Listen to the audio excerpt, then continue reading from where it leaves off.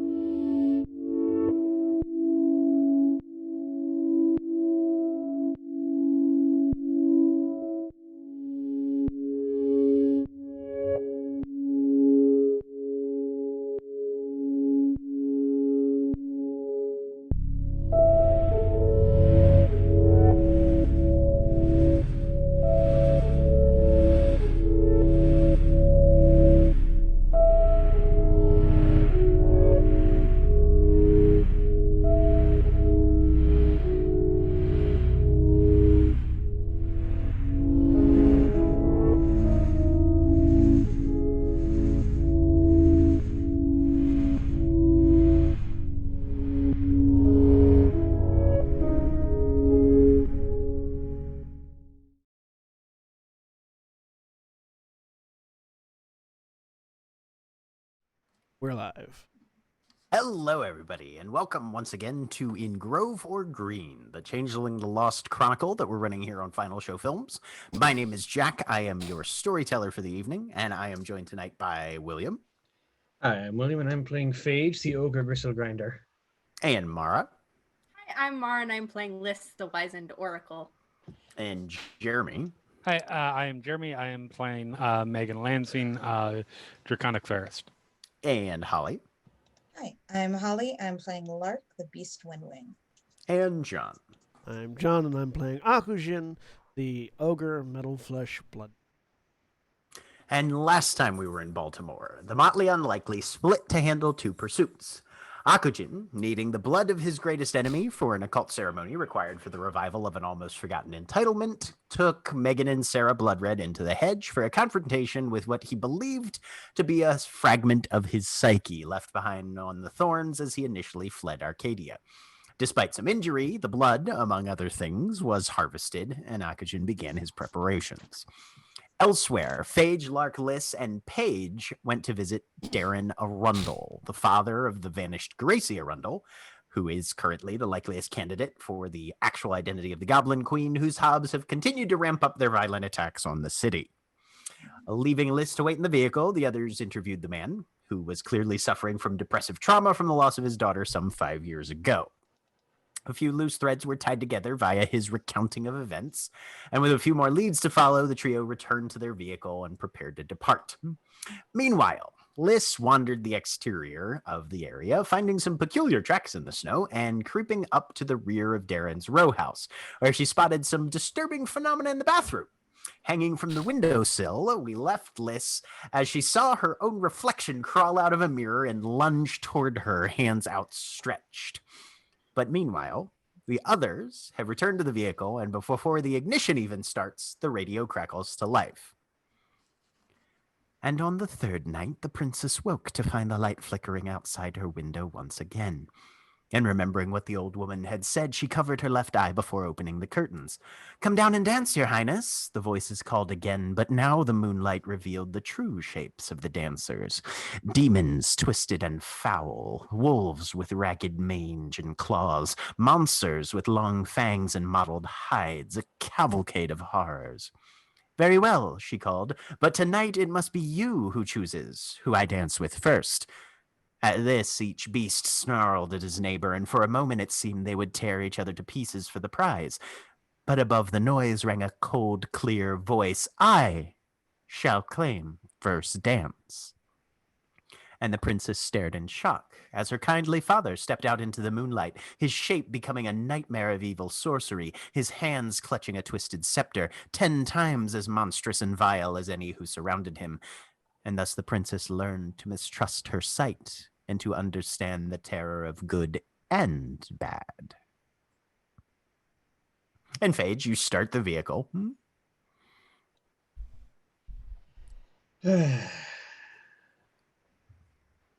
That's probably a bad sign. Also, Liz isn't in the car. Let's circle around to the back alley so that Liz can sort of make her way Actually, back. Liz is in the car. Oh, is she? Yeah. She's sitting in the back seat where you left her. Oh, good. That's not a good sign. Out of Oh, character. good. Delightful.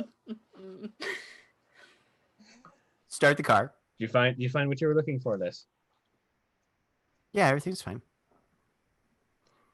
Nothing too weird. Jack, that's an immediate red flag as a response from Liz, and you know it. Give me a wits and empathy. -4.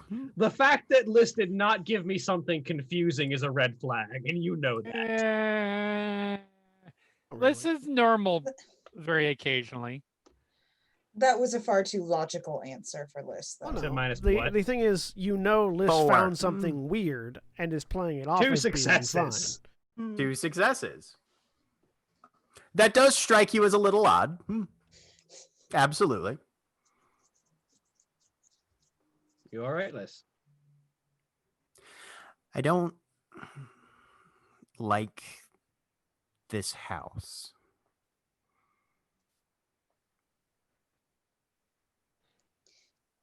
Is Lark sitting next to Liz in the car? You can be if you want. She probably is, because Paige is probably up front with Paige. Mm-hmm. Does she look normal? Yeah. What's wrong about it, do you think?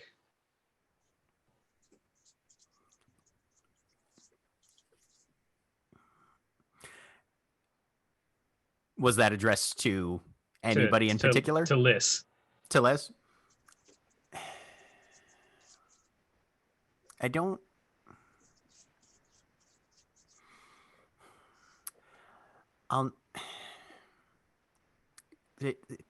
It's not lined upright. That's better.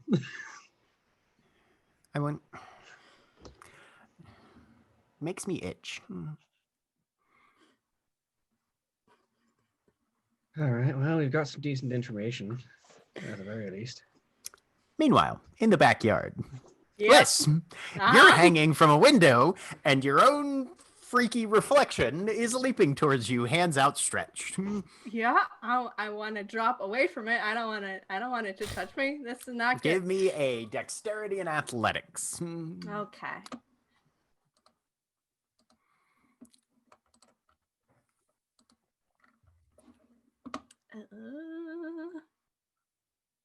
Let's see here.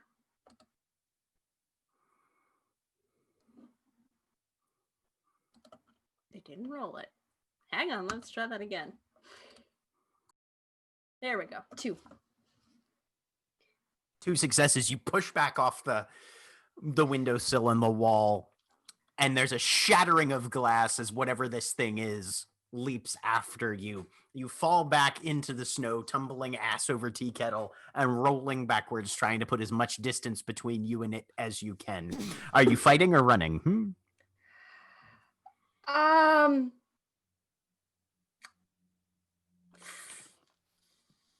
Fighting. Okay. Give me a strength and brawl. Okay. You're kind of on the ground. You're at a -1 for this. Okay. I have a specialty in brawl for being cornered. Does You're not really count for cornered that? right now. Okay. No, Alright. it doesn't. Okay. You're not backed up against anything. There is definitely venues of escape on this one. All right. So you Nope. flail out striking for whatever this thing is, and all you succeed in doing is kicking up a ton of snow. Apparently, you feel your boot clang against the low chain link fence behind this row house. You definitely know that anybody around has probably heard what's going on, especially if they're in that house.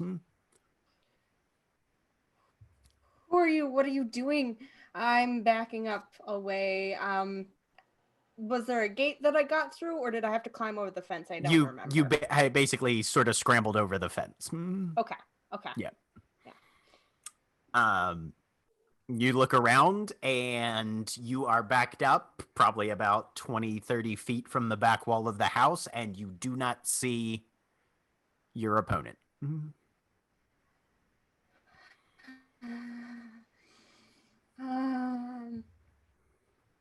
I'm getting away. I'm going to try and get back to the car.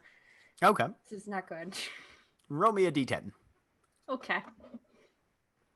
Sure. 7. 7. 7 is good. Okay. So, Phage, you start to drive away, put the vehicle in gear, start rolling forward. You get up to about 5 or 10 miles an hour as you're pulling out, and all of a sudden, Liss comes running out and just slams into the passenger side of the vehicle as it's moving. Car immediately gets thrown in park. One door flies open, and immediately looking back at the list in the back seat. Nothing there.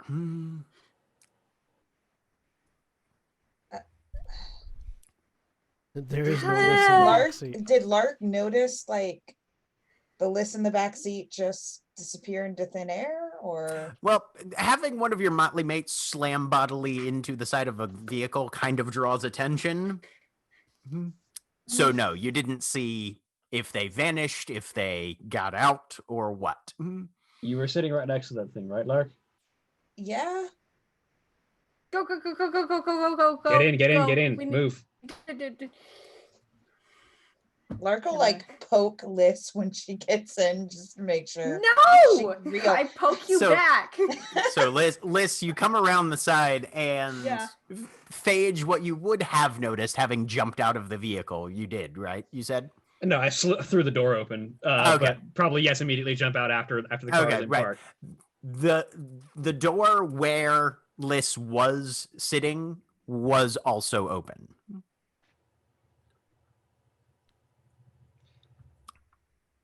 But everybody bundles in and drives away. Quick question. Mm-hmm. Did the list that I was looking at have both mask and mean, or was it just the mask?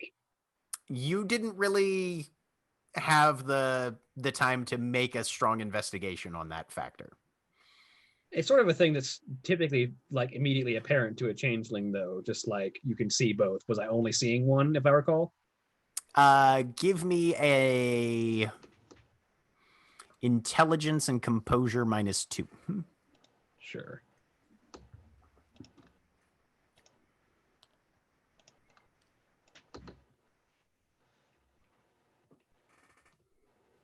Nothing. Okay. Yep. Can't really. You think you yeah, it's not entirely sure. There's something wrong with that house. I can tell. Let's go. Yeah. It's not good. You've got a I'm- doppelganger running around. No. Yeah. They were in the car. Do you have a fetch? No. Liz? No. It was when? Wait. I need Just to look. before you came running out here.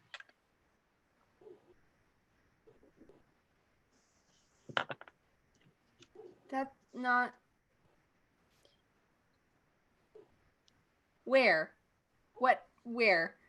In the seat you were sitting in now. Okay. I poked am you. turning and looking very carefully at all the mirrors in there, because there are mirrors in cars. There's like the back mirror and there's the side mirror. I'm trying to figure out if like how this could be. Okay. It's like a projection. Give me a wits and composure with your standard negative. Okay.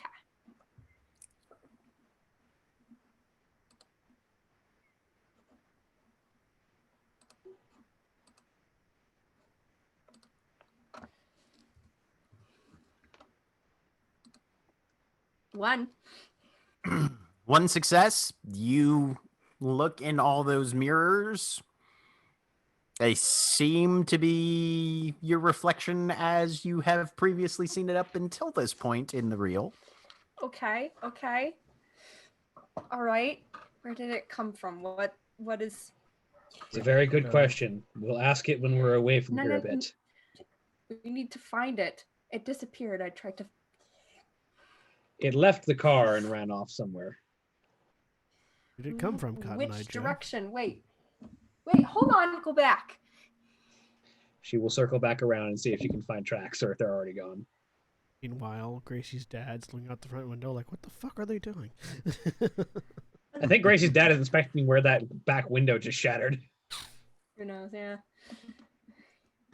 So, you guys loop around to the front. No tracks evident.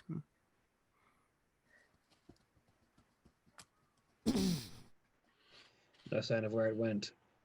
Go back to the back. Is there enough space for a car to pass behind these houses? Mhm. Oh yeah, no, there were tire tracks back there, and yeah, no, you can get a garbage truck down that alley if you need to. Yeah. So yeah, Yeah. car wouldn't be a problem. We'll make a slow pass around the back alley. Looks like a normal alley.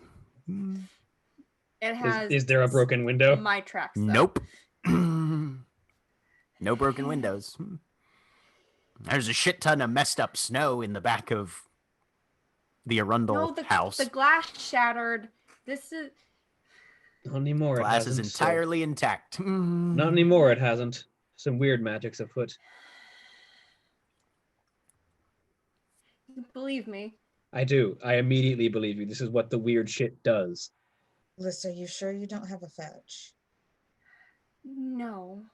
Glass elemental out there. No, running you're around. not sure, or no, you don't have a fetch? I don't. You can. I didn't.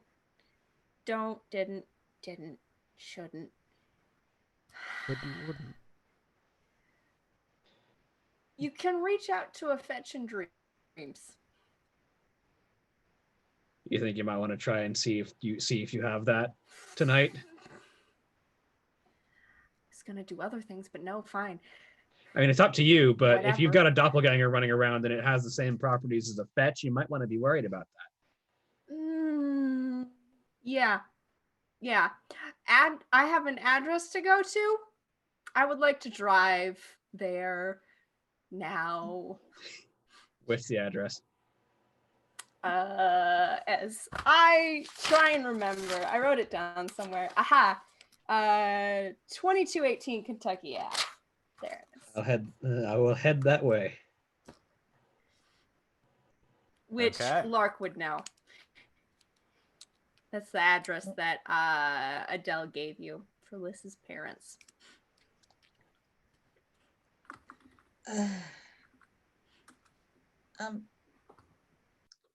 Liz, Uh-huh. She's staring out the window. Just how'd watching you, everything. how did you get that address? Adele told me.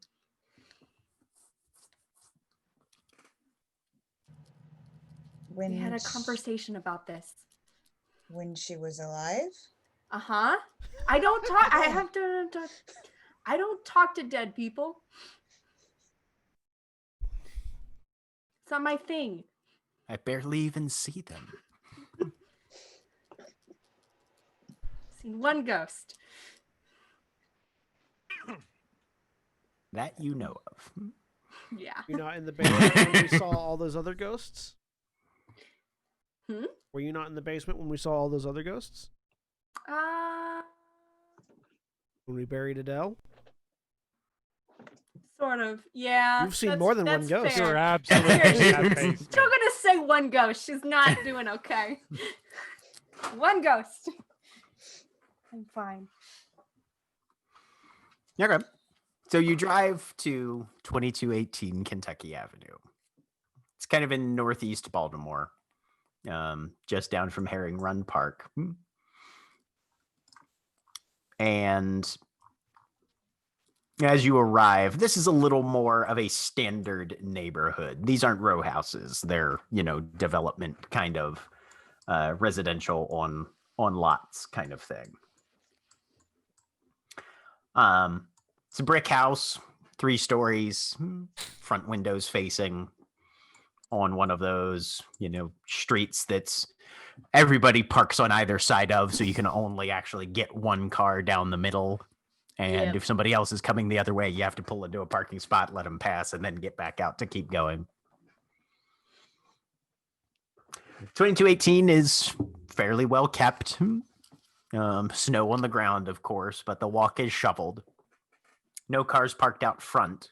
So unless they have back access, which from this point you can't really tell, either nobody's home or, it's just currently unoccupied.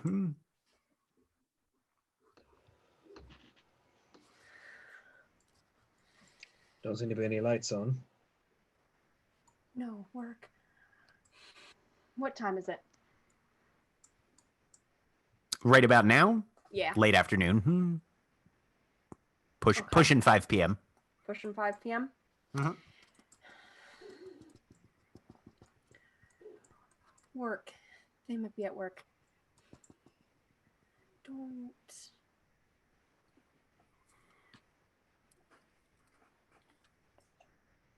Do you need to investigate this place or something? Yes. Liz, I don't think it's a good idea you going in here. None of this is a good idea.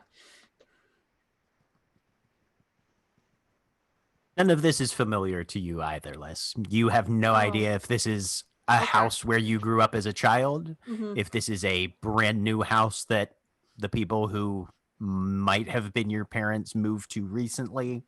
That part of your memory is empty. Okay. Yep.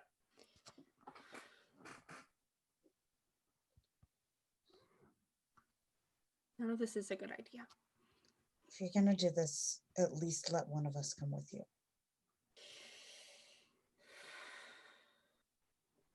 Breaking and entering is always better with a friend.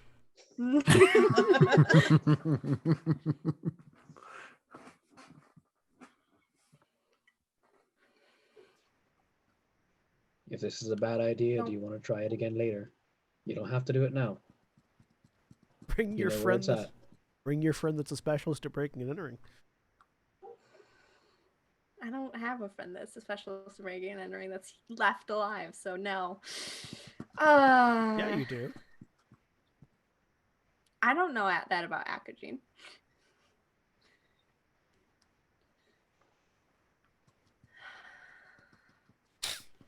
Ironically, Phage literally has the B&E specialty for her larceny skill. Yeah? I had no idea. I don't think Liz would know. Akujin's breaking and entering is just put foot on door, push.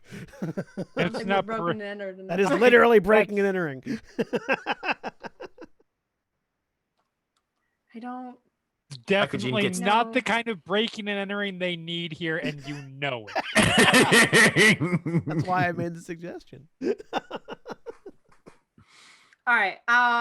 What would Liz know about fetches? Are they Give restricted? me an intelligence and to- occult roll. Yeah. Let me get what we've got. See how many successes we get here. You know that Nero and his fetch didn't look alike all that much. Yeah. There's a cult. Okay, I gotta ask. I absolutely believe. When did Adele tell you this? 3. When I we had absolutely the believe it. Yeah, but- yeah. When we had the conversation about when Adele went looking for information, I believe I don't know if that was specifically specified, but I'm pretty sure that I got the address from you, just not like any more details on like whether her family was alive. But I believe the address was conveyed. You said. I think you're right. Yes. Mhm. I literally could not. I was racking my brain like, when Yeah. did she do that? Why was she that dumb? Oh, Because it was a way to get her off the trail of that's right. whether That's or not right. her parents were alive. Gave a little bit, Yeah. so you didn't have to give the whole thing. Yep. But with 3 successes on the occult roll, Yep. you know that fetches are invariably a creation of a true fae. Mm-hmm. You know that if it's possible for a contract to fail when targeting an individual, it'll fail on a fetch.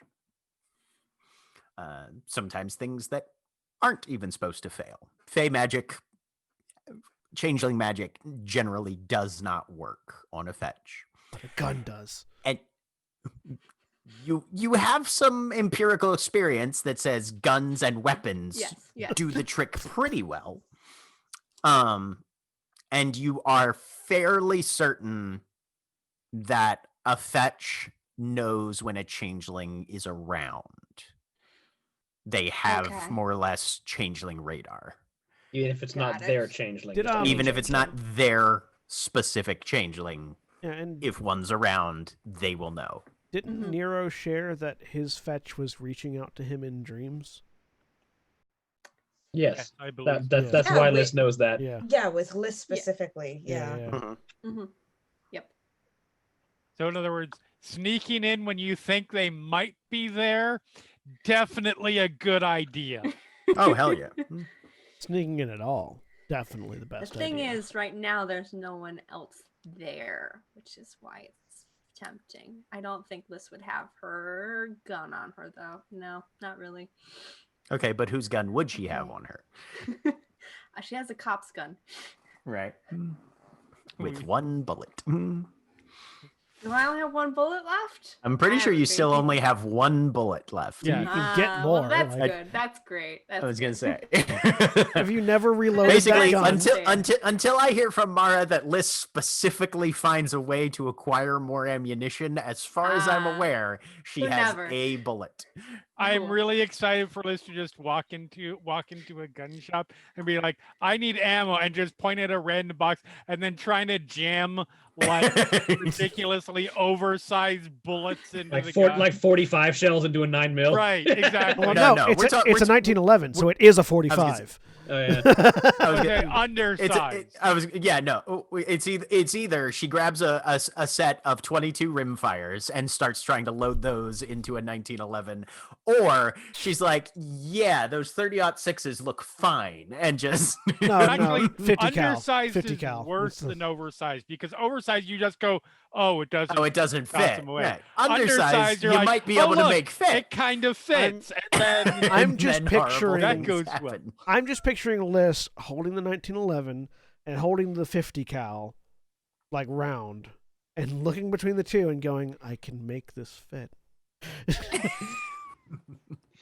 It just needs a little help. Yeah. Anyway. Yeah. Anyway. So you're parked out front of what might be your parents' house. Ironically, Phage never actually fires the Thunderbolt as a gun, so she has the Right. same 12 revolver shots she's had since she got the damn thing. Mhm. She's down to 6 shotgun shells because she fires that thing a lot more often. But Mm. I don't remember. She pulls out the phone and then suddenly remembers, and and we'll try and go over to the picture she took of the tracks in the snow, because I Yeah. do remember I got those. And Mhm. we'll show them over to Lark probably because we're in the back seat. So Lark, you see a couple, and by a couple I mean like 12 photos that are all almost the same. Of this weird set of footprints. There's probably a total of maybe like 3 or 4 tracks. Do they look One like very small foot, one very large foot on the other side with the weird toe imprints beyond the normal wallpaper toe was of the ripped. boot. Okay. But they look like human footprints. Human enough. Goblin Humanoid. footprints. Right. If a human had, a size 9 in kids on one foot and a size 14 adult on the other foot, and their foot on the 14 side was too big to even fit the 14. Okay. We can go. Lark's like, I All have right. this information. I don't know what to do with it. Yes. All right, let's go. Phage will head out. Okay. I know we had other places that we needed to hit today. What'd you find? Did he tell you about the wallpaper in the back room? Wallpaper. The wallpaper was ripped. Good to know. Yeah, Did he tell you about that? No, that never came up. It was a very normal conversation. We did not ask about his wallpaper. Tyrion. Can't wait for, spring and summer seasons where Liz starts every interrogation with, "Tell me about your wallpaper."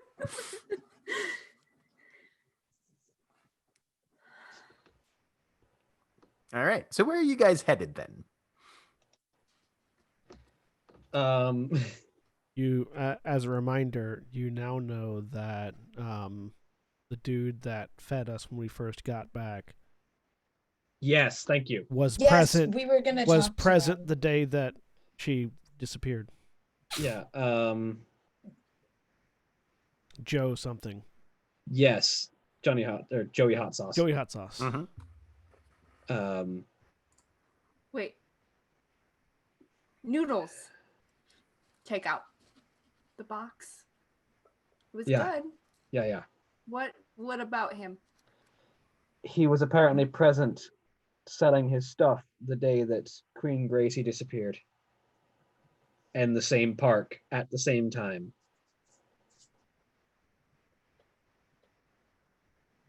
Huh. I need to get some information. Phage is going to find a nice place to sit for a minute and call Sunset Blue.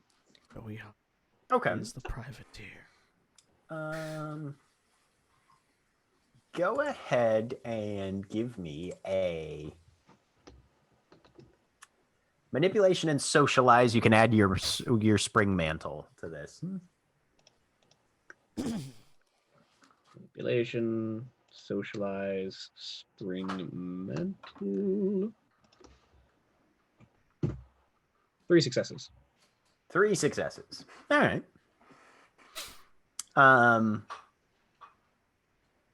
Rings twice, and then there's a click. All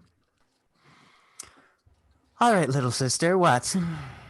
Little sister, that's impressive. There's some information that might be pertinent to the winter war and Queen Gracie's situation that I'm going to need from you. How long has Joey Hot Sauce been around? Oh, he's old guard. He's been around almost as long as I have. Almost as long. Give or take a season or 2. More than 5 years. Well, I've got better part of a decade. So yes. Because there's some interesting coincidences that have sort of lined up here. And I'll be telling Papa Sledge later, so it'll probably get down to you anyway, considering you two seem very close. If you're telling Papa Sledge, darling, it'll get up to me. Fair. Joey Hot Sauce was present in the same location on the same day as Queen Gracie Arundel's disappearance from the real world 5 years ago. All right. Which is a coincidence that might get us some additional information if he happens to remember some extra details about that day and someone going missing into the hedge. You should probably talk to him about that then. Probably will. I just hoping you might know the best way to contact him. One of the restaurants, probably. I know for a fact he's been spending most of his time there. All right. Do I recall any of his restaurants? Oh, yeah. Yep. No. He's literally got one that's named after him that is sort of his. He's got a few, but the crown jewel is hot sauce. That's literally the name of the place. It's down by the Inner Harbor, and specializes in kind of traditional Americana fusion, as it were.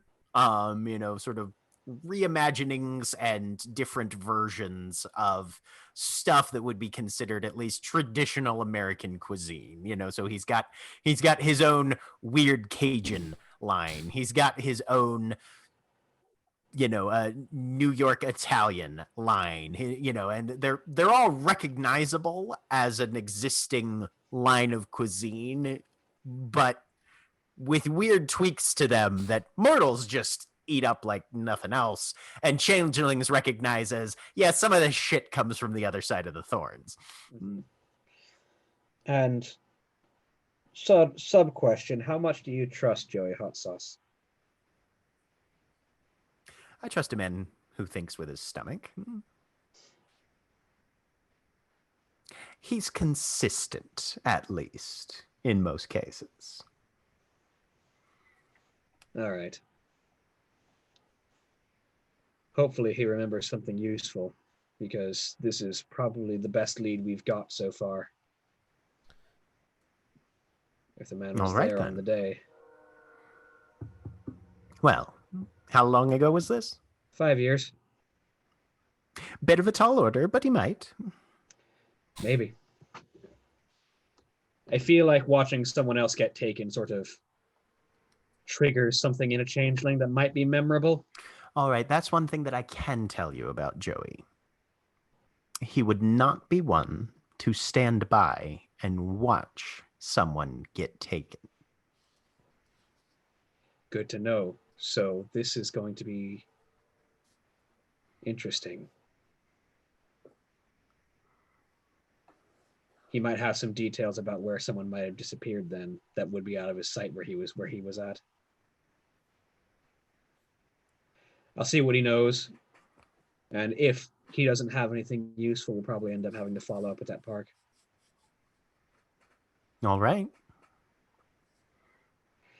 All right. Thank you. We'll put it on your tab. She will hang up. Click. All right. Anyone have any objections to heading to Hot Sauce?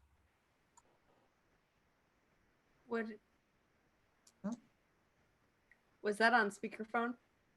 Just curious.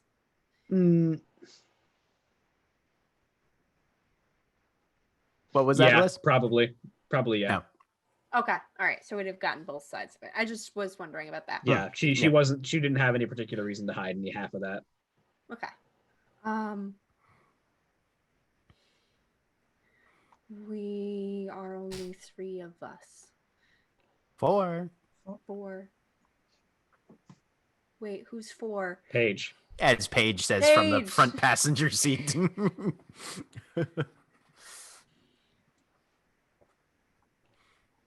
From what we've just gathered from Sunset, I don't think Joey is a threat, at least not in this particular instance.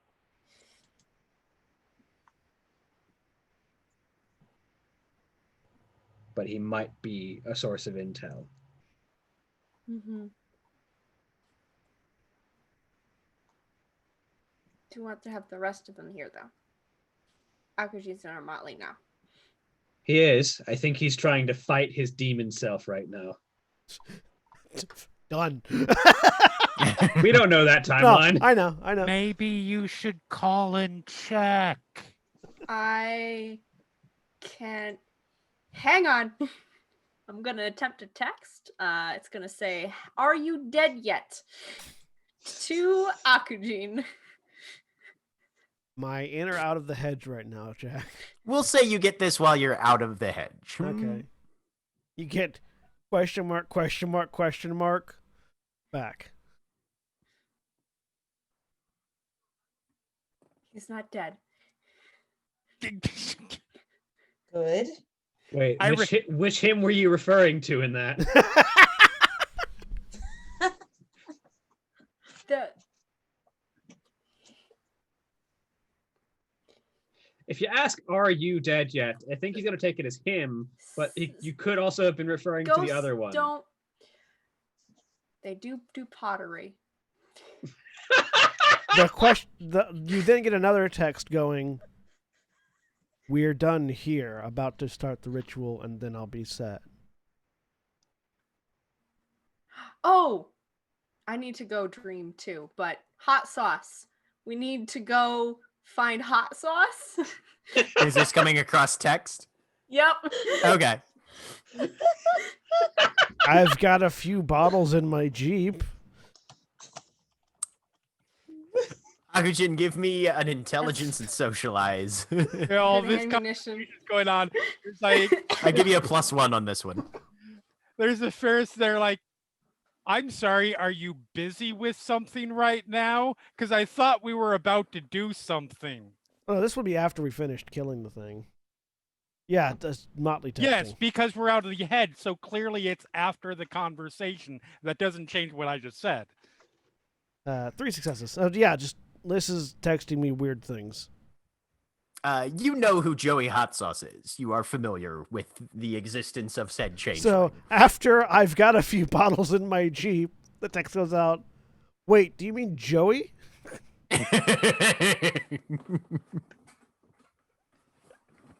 Yeah. Also, bottles might be good. More bottles. Okay. Beer bottles. Do you want us to meet you somewhere? Yeah. Do we want them to the? If rest he of the wants to group? meet us at Hot Sauce, he's welcome to. But if he's got a ritual to do, he might need to get to that. I'm not gonna pull him away from that if he needs to. I don't know. Does it need to be now? The ritual. Give me an Does hour. the blood have to not be dry? You can rehydrate it. Give me an hour. Okay. They need an hour. Tell him to meet us there. We'll probably be there talking for a bit. Meet us there. So to Megan, they're apparently going to be wanting us to meet them at Hot Sauce, which is Joey Hot Sauce's place. Yes, I In know like what an hot hour. sauce is. So I'm gonna go get started on this. Why are we going? Never mind. Just do your thing. Y'all are good if you want to head out. This I can do on my Sarah's own. like, actually, I'd kind of like to stick around and watch if that's okay. Sure, yeah. Yeah, no lie. All right, come on. Head back into the hollow. All right. So you step into the hollow. Having gotten your blade, the blood, and at least a passing knowledge of what you're supposed to do that will apparently activate this item. Which, to clarify, is cover it in the blood. Grip Cover it with your my, hands in the blood. Cover my hands in the blood. Cover the blade in the blood. Mhm. Grip the blade with my bare hands. Break it, and let Mhm. it sit for a day Right. in the hedge. Okay, so Yep. Let the pieces sit for a day in the edge. So yeah, the blood that's on the blade, he sort of like scoops. He grips the tip of the sword, and slides his hand up the blade so that all the blood that's on it just sort of pools in his grip, mingling with his own blood as he's cutting his hand in the process.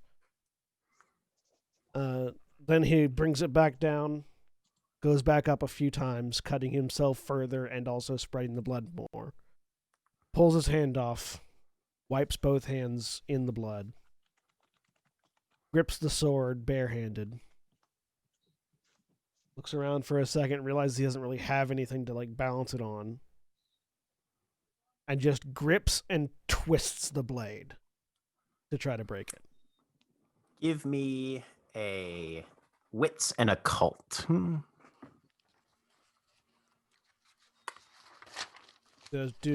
Does any of my dots for like my element contract help with it?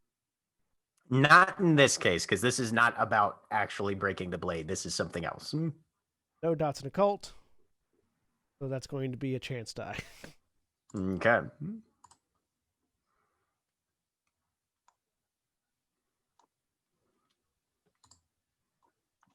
Nope.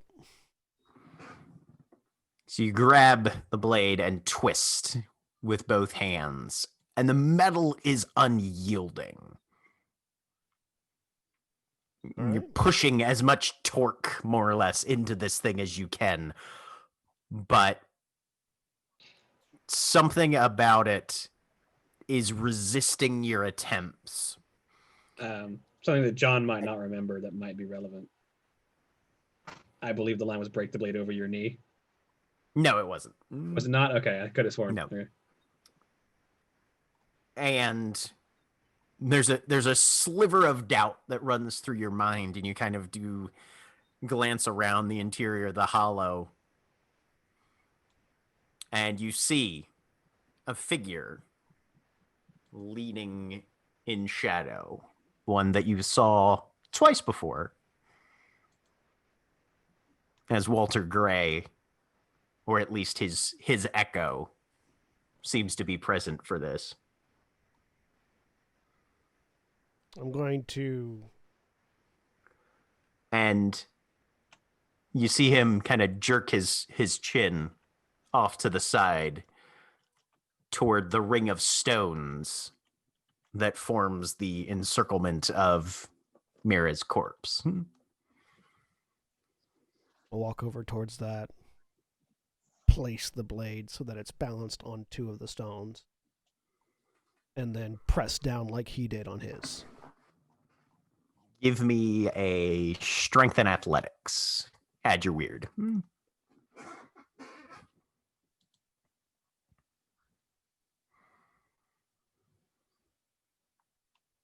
Glad you Cure can select wrench. weird now.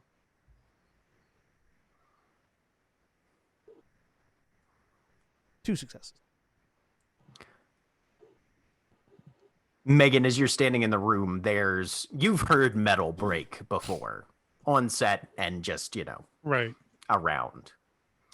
This one's a little stranger. It's not the sound that you would traditionally associate with the break of metal. This one sounds more like an amplified, compressed version of throwing a pine cone into a campfire that sort of pop. Okay.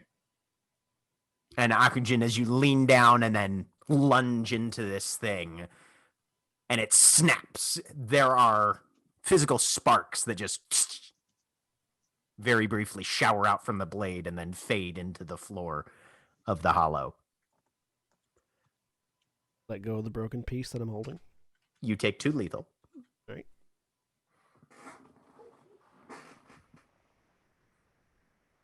And you can see exactly where that damage is coming from. These 2 deep gashes into the metal of your palms, one on each side.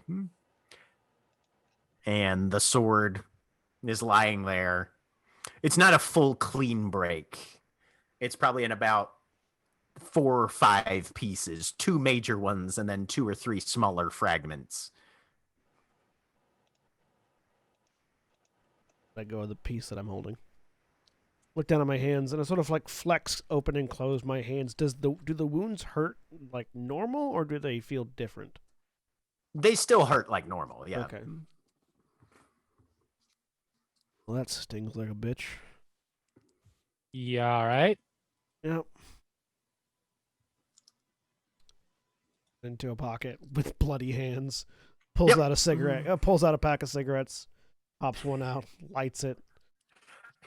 Give me a dexterity and athletics -2 as you try and do fine manual movements. Oh, it's gonna hurt with but... bleeding and bloody hands. No, I'm more concerned of whether or not you drop the cigarette because it's wet and slippy. Yeah. Can confirm. Does have not success. easy. Yep, you managed to get your cigarette out. Doesn't like fish it out, just does the squeeze. Right, yeah. Just There you go. teeth. Your mouth isn't bleeding. You can Yeah. you can just grab it between your lips. Yep. Light it. Harder to maintain there than you might think. True. Look down at Mira. Look down at where Mira's lying underneath the bloody broken blade. Hmm. Keep an eye on it for me, will you? Look back at the others. As you would expect, she does not respond. Yeah, And look back. Fair. I look back at the others. In about a day, it'll be different. You want to egg that up for me a little bit more? I don't know what it'll look like. I just know it'll be different. More usable. More powerful. Okay. I don't know the details. Gray didn't. I don't know if there was enough of him to pass on more detail, but I just know that it'll be a more powerful weapon and a symbol.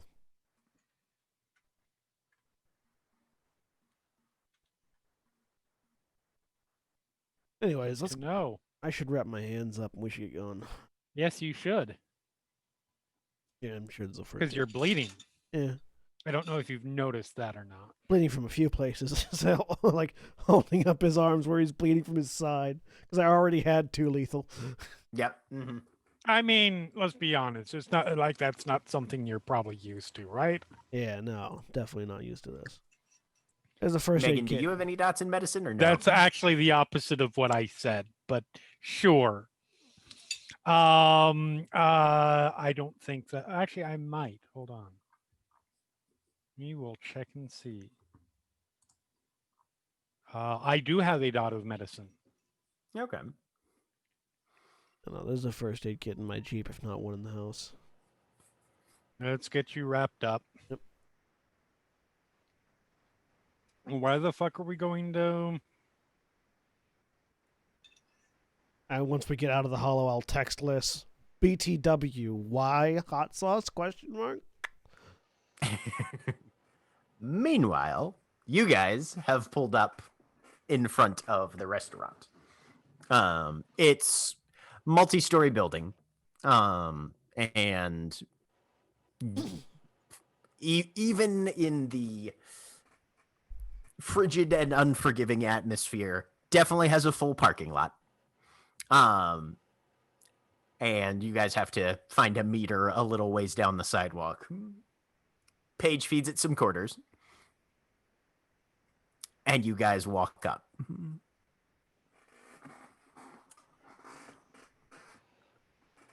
The first person to meet you is a hostess. Hi there. Welcome to Hot Sauce. Do you have a reservation? Would I know if Joey's name would be known in his own establishment? Basically, I'm assuming it would be possible to know that he would be available. You can certainly ask for him. Yeah. Is Joey around? I've been needing to talk to him. Is Mr. H expecting you? It's personal business. Friend of his. I'll have to ask. If you want to just wait for a minute, I'll see what we have. No worries. She steps away, waving in, a relief hostess to take her position. You see a couple people over the next 10 minutes or so who have reservations come in and get seated. And after about 10 minutes, an individual steps up and bleach blonde hair, cut very short, and dressed in very formal wear. well tailored, not overly formalized to the point that they look like it looks like a uniform, just extremely well fit. Guy Fieri, but in a suit. No, this is somebody completely different. Fairly much rail thin. Hi, I'm Drew.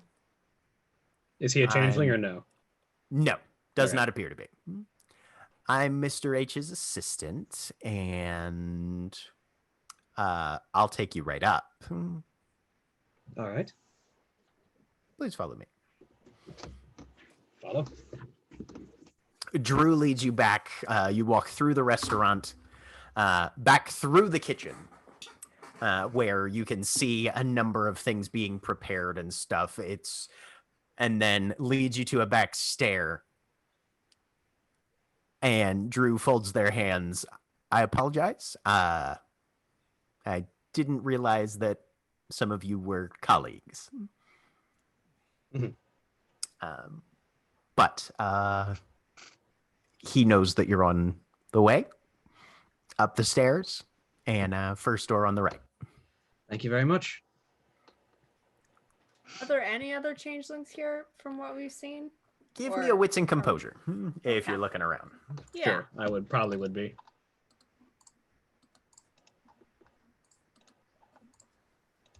Dink, dink. One success. One here. 2. 2 for Lark. Mhm. Okay. Let me sort some data here so I can tell you who you might see. Who's on shift today? Who's on shift today, indeed. Oh, man, Jack's got like charts and graphs and things. Mostly I have a spreadsheet of every changeling and which motley they're in and what court they're in and what their seeming is and what Shit. their mantle Yeah, is that's way and what more. their That's way more work than I did in my. I just All the have. dark- Got 3 Darkness, scattered man. Post-it notes. I just have like a name generator open in one tab. World of Darkness, man. That's the way that's the way you do it. Yep. Unless you're me, and then you just have a pile of notes in one corner. Functionally, it's the same thing. It's just organizational methods. You do see Why don't GM World of Darkness? one elemental in the kitchen. He doesn't look up or give you a glance or anything. You definitely see him make eye contact, but just keep on moving. Mhm. He's got a very watery aspect to him. You can pretty much tell waterborne straight from the jump. Phage just gives sort of like the passing nod. Phage, you would know him. This is Thomas Seasons. He's an elemental waterborne, but he's Spring Court as well.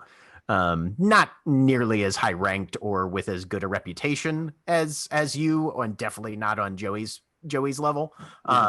But you do know that he's part of Joey's Motley. And he seems to be doing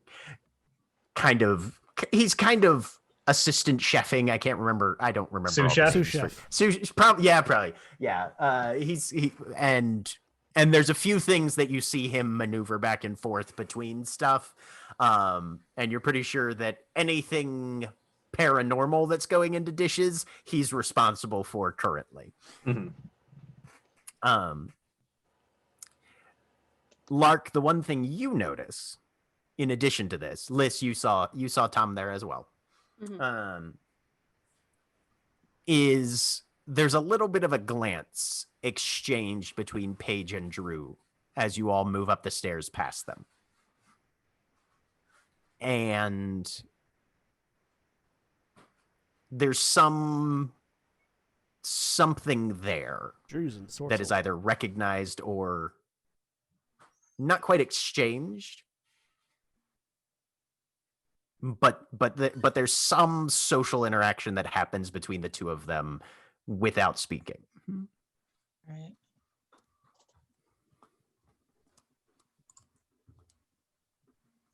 But you guys run up the stairs, take that first door, which is swinging slightly ajar. And as you enter, it's a very warmly lit room. It's a little oversized for an office, although there is a desk and a computer down towards one end. But there's also like this actual sort of sitting area as well, slightly removed, little round oblong coffee table in the middle, 2 couches on either side actually facing each other, a couple little armchairs and seating areas, ashtray on one of the side tables.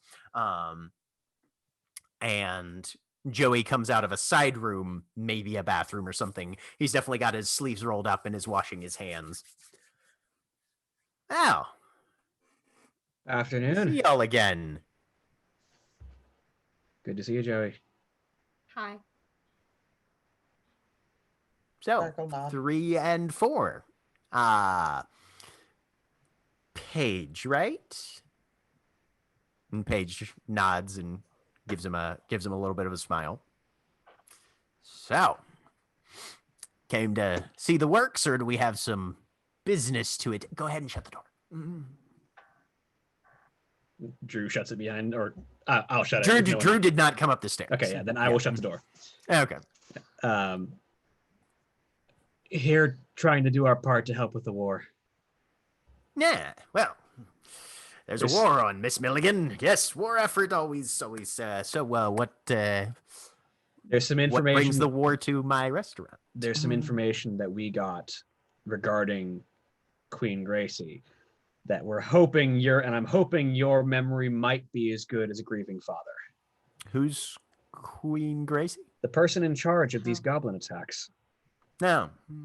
Yeah, information not nearly as winter season stuff stays quite on the D-low. Yeah. But Or whatever phrase that is. right. She'll give the date because I'm pretty certain she would have gotten the date from the guy. I just don't remember it. We definitely got the date. I don't Yeah. remember it. I mean, you had the date before you even talked to him because Yeah. No, you That got way that I out of believe it. newspapers and Mhm. Yeah, so We she'll records, confirmed the she'll give the date and the park. doesn't ring a bell. The woman that we're pretty certain, the child that we're pretty certain became Queen Gracie, Gracie Arundel, disappeared from that park on that date. And according to the recollections of her father, who admittedly is a traumatized man and is recalling a very significant event in his life, recalled what seems like you moving a stall in that same park on that day. I mean, that would have been. I mean, yeah, I would. That was a thing. I'll still do it occasionally when the weather's nice. Getting details on a 5-year-old food truck appointment is a little.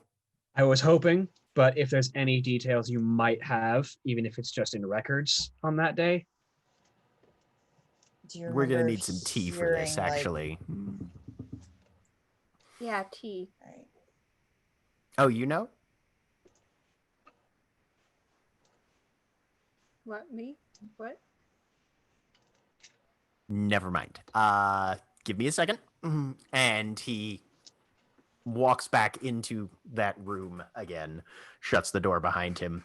You hear a couple things clank on the other side, and then he sticks his head back out. Anything for anybody? Yeah. Sure. Okay. Same as mine, or do you just want tea?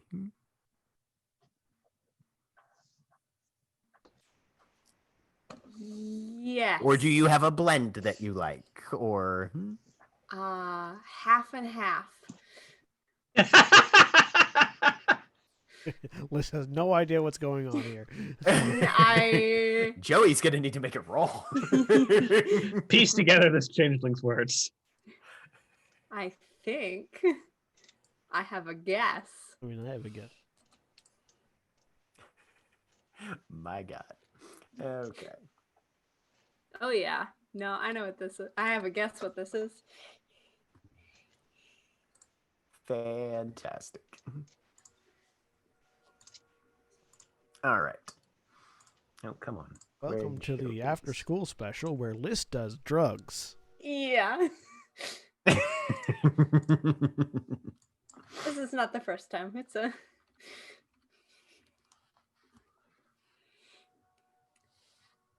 Okay.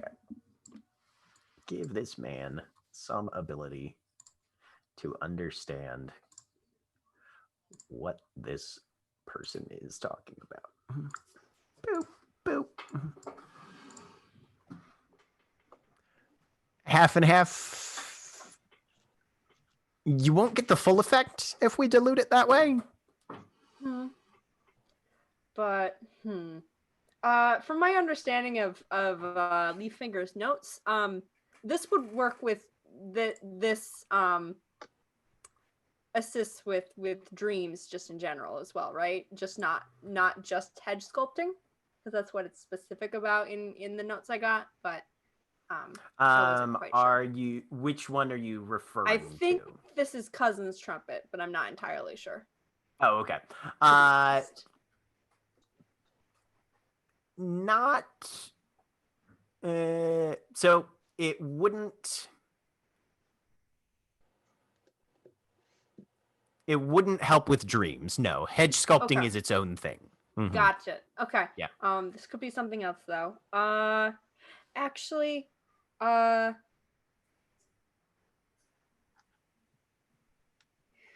yeah, just half and half. Dude, drugs. All right. All the way.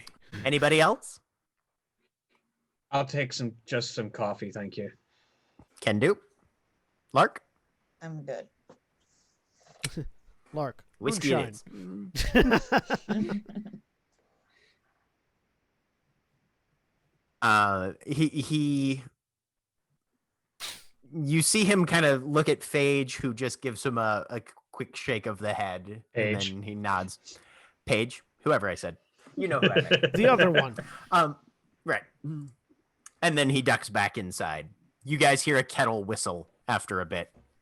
And then he comes out with a big tray with like 4 blends of tea on it, a couple of cups. There's a very small pour over set that already has grounds in it. And he basically, over the course of the next minute and a half, whips up everybody's preferred drink as much as possible.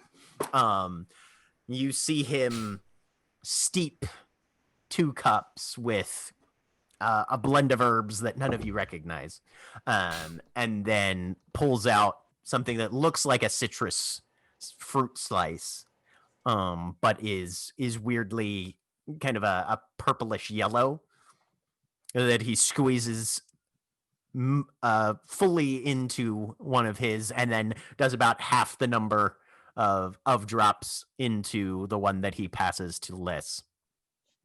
All right. 5 years ago, samples, Hanlon Park. And I'll give him the description of the girl at the time, Right. and the Any situation. other details, or I was just apparently there handing out freebies? I will give the details of the situation as her father gave them, and how he remembered him standing there. Okay. And I was apparently talking to a homeless guy. Okay, well, that could be anybody. Right. Well, we will do our best. And he takes the cup of obviously very hot steaming water and just pours it all the way down his throat in, to you, Phage, a fairly familiar manner. You're getting this guy is a gristle grinder just like you. Just take it down. It doesn't matter. Yep. And right, yeah. Temperature be damned. Nobody gives a shit. We're eating this. And just kind of settles back into this armchair that he's seated in, You're the closing only- his eyes and just letting it digest. You're the only changeling who might have seen this happen, so if you've got any information, it'll help. Liz, Yeah. I need you to roll me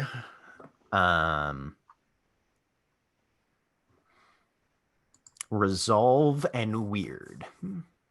Okay. She's not actually drinking it yet. She's gonna Oh, okay. watch and see what. Yeah.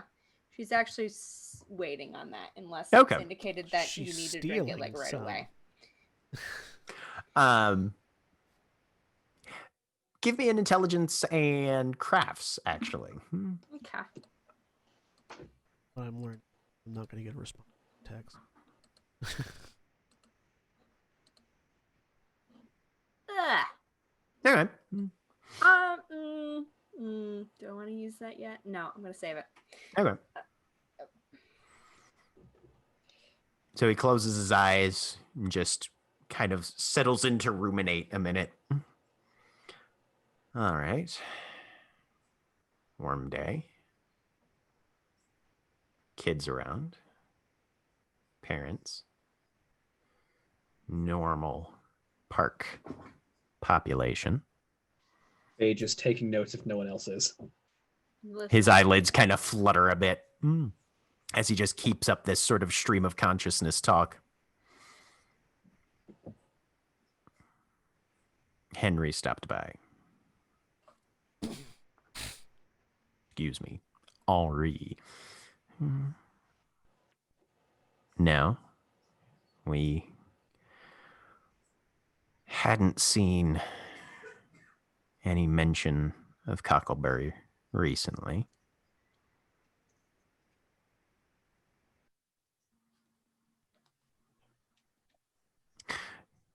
Yes. The gate was calling, and Henry took one for the road.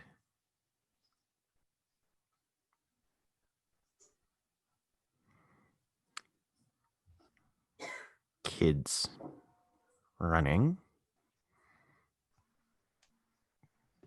Couple followed.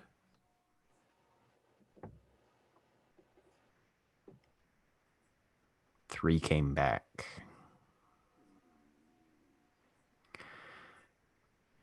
Not the fourth.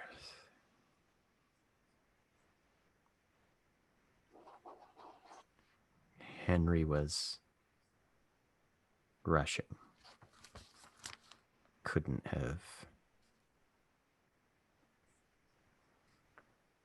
All right.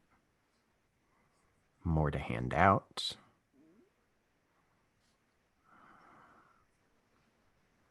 And his eyes blink open. Okay. If you want to get anything out of that tea, you better drink it before it gets cold.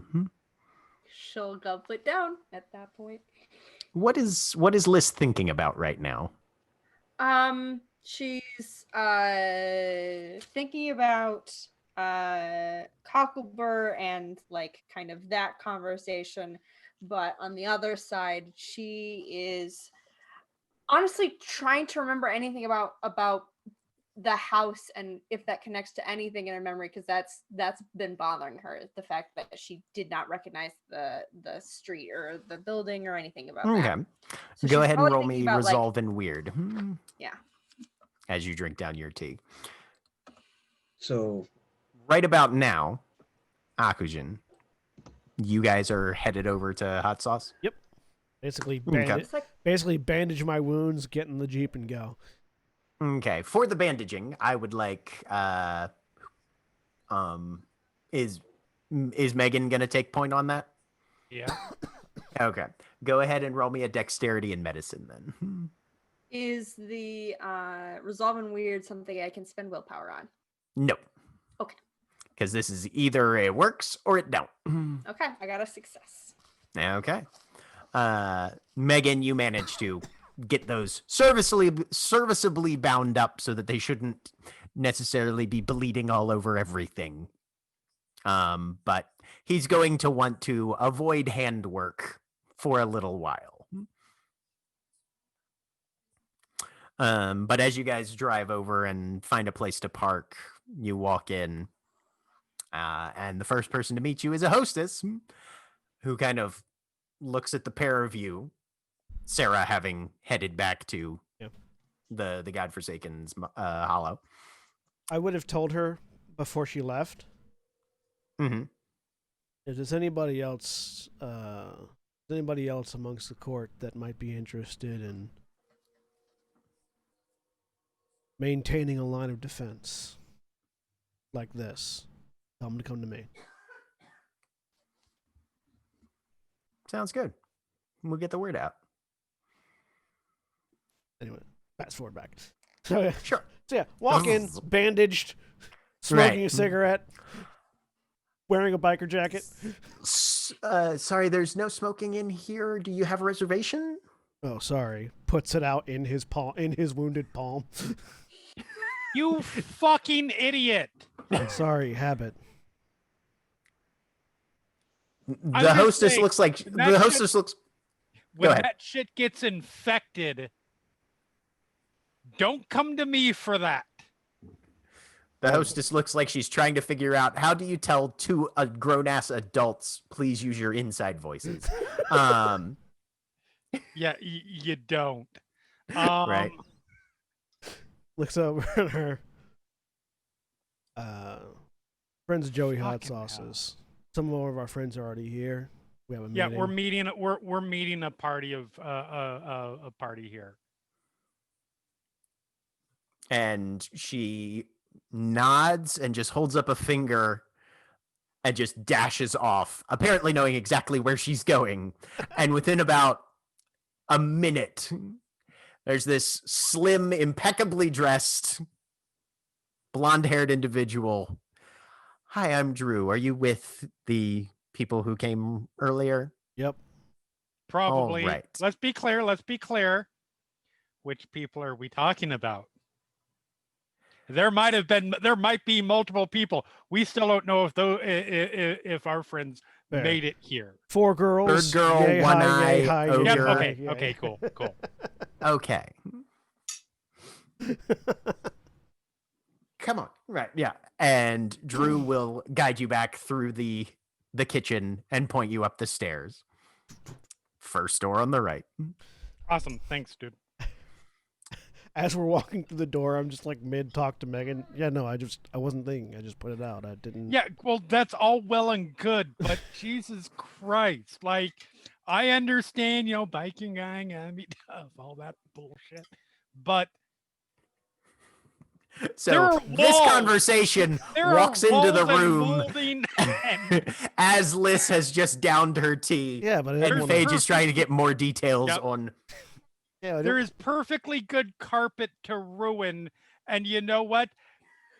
They can fix that with a little bit of money. You put a Megan! fucking Hey, hold on 1 second, half a sentence. You put a fucking cigarette out on your hand, you moron. Yeah, I didn't want to ruin Don't their do carpet. that. Don't ruin the wallpaper.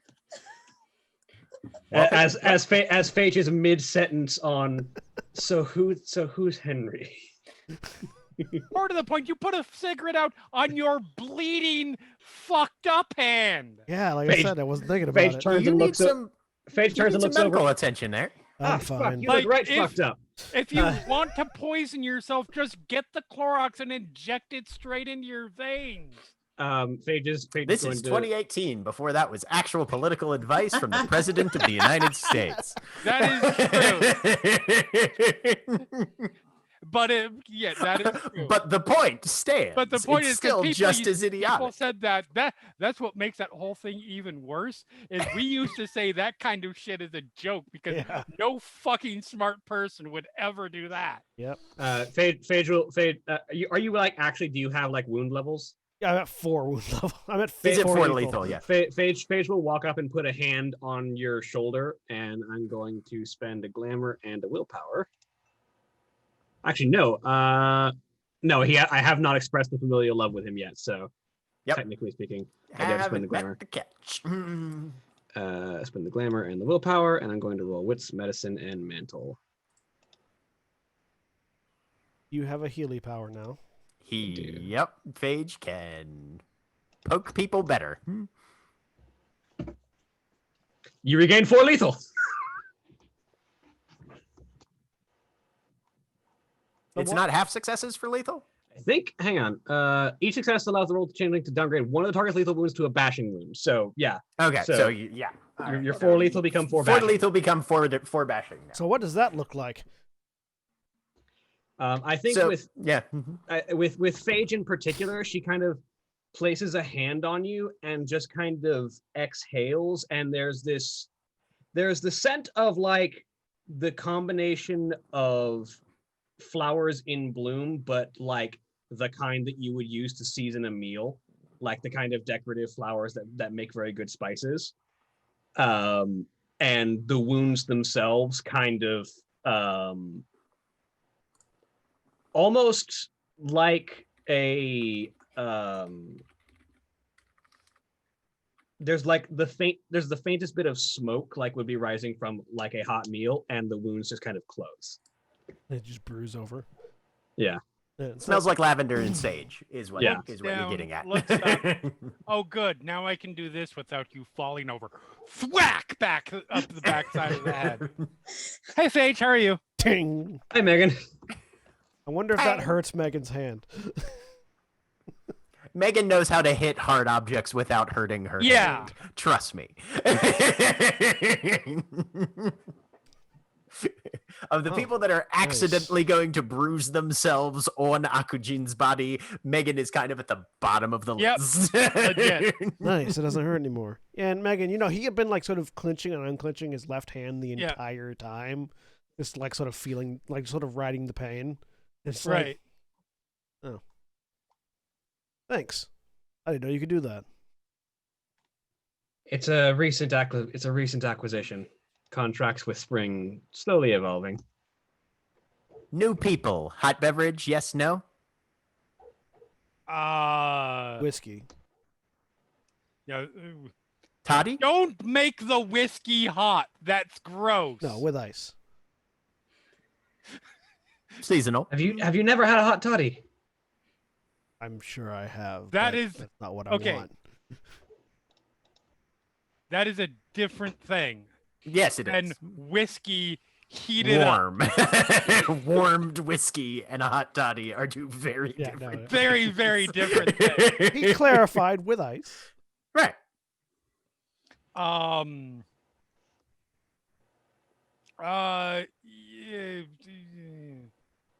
Whatever you've got that's strong. Two of the same then. And he stands up and moves into his side room again, and then comes back with a whiskey in a decanter, several glasses, shaves some ice off to make them nice and round, does the full sequence of this will chill the whiskey without watering it down with melted ice thing, drops them in, clink clink, and drinks are served. Megan, have you kicked the shit out of anybody cute lately? Not cute. Okay. Sorry, Acme, I don't consider your evil self cute. Fair, I didn't either. Not particularly cute lately. All sadly. Right. We'll get there, I'm sure, based on the way that this shit is going. Oh, all right. Phage, are these two characters involved with? Akujin's and the Motley. Megan's been providing assistance recently. Oh, good. Well, so back to my question: Who's Henry? Yes, no, there was. Much as I love a party, there was a point. Yes.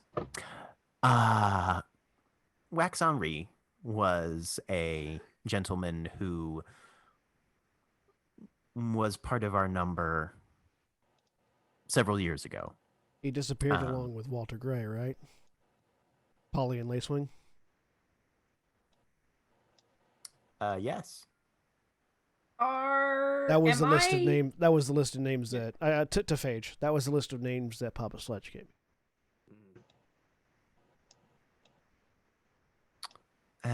But the day in question, apparently he did stop by and speak to me. based on the recall tea. Cocklebur, who is another member of the old guard, as it were, had gone missing, as he was wont to do from time to time. But back in those days, when there were only a handful of us in the city, anytime that happened, people got a bit nervous. Henri was one of the easiest to get nervous. So he was beating the thorns, trying to figure out if he could determine where Cocklebur had scarpered off to. But no, he came and spoke to me, touching base, trying to figure out if anything strange or odd had been going on. I hadn't seen anything particular other than the usual. And so he wandered off to go probably accost somebody else about his concerns, but took one from the cart and then dipped into the hedge. I didn't think much of it at the time, but you know how it is being us around children. Mm-hmm. They tend to notice things, and they are inherently curious. A number of them sort of wandered off after him, and I remember 4 now.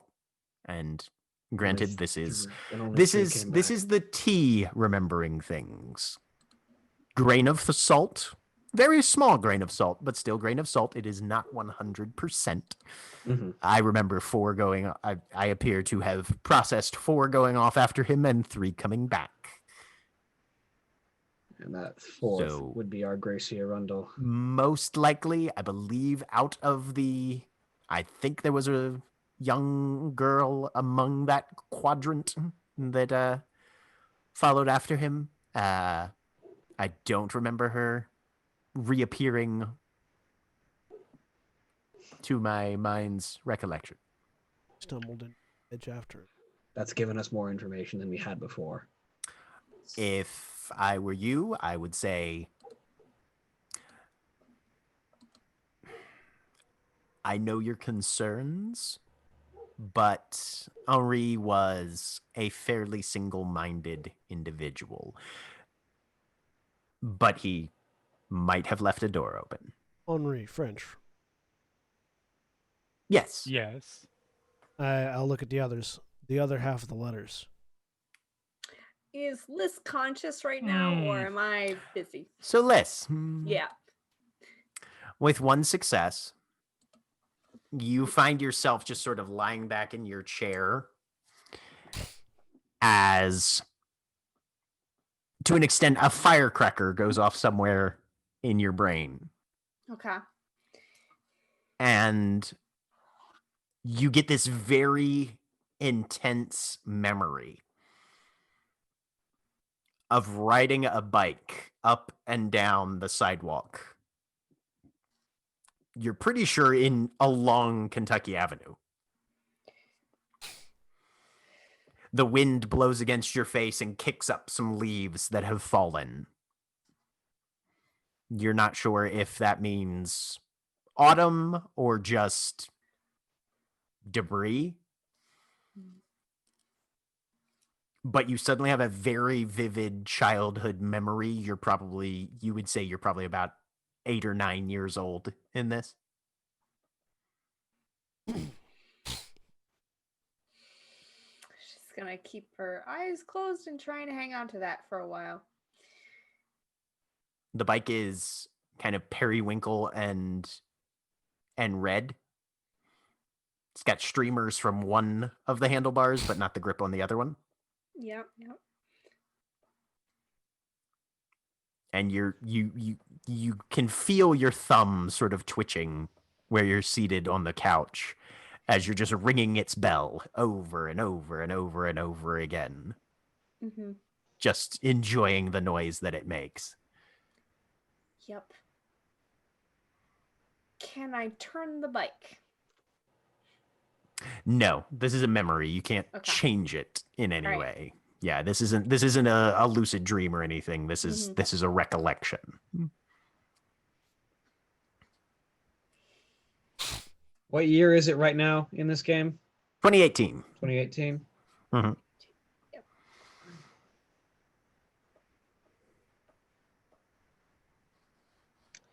This would be a year before everything started to go to hell. Eh, 2. 'Cause Couple if, years. if it was 5 years ago, it'd be 2013 was when she disappeared, and then Mhm. 2014 was when Oh, yeah. Walter Gray wrote his letter about someone's betrayed us. Oh, that. Yeah, yeah, yes, yeah. that. Yes. Mhm. Sorry, Yeah, I thought you since- meant when the mass exodus started rolling out of the hedge. I was like, no, it's more than a year before. Yep. thought you meant in sort of a cosmic sense, in which case you're about a few millennia off. Yeah, no, that was the year after. That's when Henri and Walter Gray started communicating, or at least these letters. Have you got letters? Yeah, we've been finding old correspondence from between Walter Gray and others while they were hunting way back before they disappeared. Okay. Walter never. Well, Walter was Winter, so there's no telling. I never saw him with Henri all that much, but Unless there's someone else notably French that disappeared along with him. Or someone else that used mon frere in their that would I'm use gonna mon say, frere in yeah. their writing. I know several, not to throw cold water on that idea because that might be the case, but I know several people who just toss off random French phrases. not necessarily French, but in other languages because they become cliches here in the U.S. Well, this person's writing is very French, I will say. Doesn't necessarily make them that person. Yeah, I was It gonna doesn't- say. yeah, it doesn't guarantee that it's Wax Henri, but it makes it more likely considering he's one of the ones who disappeared. Anne Rice's writing is very French. That doesn't make her French. Yeah. Yeah, but of all the people that But of all the right, people that's that what- disappeared that day together in the hedge, What? What? How, what? What? Liz, are you okay? Yeah. Uh-huh. That is a not okay sound. I'm fine. This what happened with That the is also a not okay sound. Where? What'd you see? What? Stuff. It's fine. What are we? What is happening? We've got I got have more that information. exact same question all of a sudden. Huh? Uh-huh. There's lots of things happening. It's very confusing. Okay. Do we have anything more we need to find out here? I think that about covers all of our questions. We've got more information to work off of, and I think it's time I got my report to Papa Sledge. If you need the Hanlon Park gate, I can give you a description there. That would be helpful. Yeah, that'd be useful. Yes. It's just down from. It's in between. So you've got a baseball diamond, opposite tennis courts. Gwyn's Run, the stream, comes out of one of the little retention ponds there. And if you make a triangle, kind of, between the court and the home plate and the parking area in that area, there's a pair of trees that cross over. And that's our gate. That's usually, yeah, and because that was 5 years ago, they may have cut one down or anything, but you open a gate in that rough area in that triangle, you'll come out roughly where it's the best spot because most people's attention are diverted. Is there anything known on the other side of that? Any trod or just straight hedge? There's a couple. There's some trod that crosses through there. I think it connects to the fucking the conservatory there The in Rawlings Druid Trot? Hill. Yes. That runs through that general region. So if you were headed for a trod there, that's probably where you'd probably be linking up with that one. At the other end where we ended up.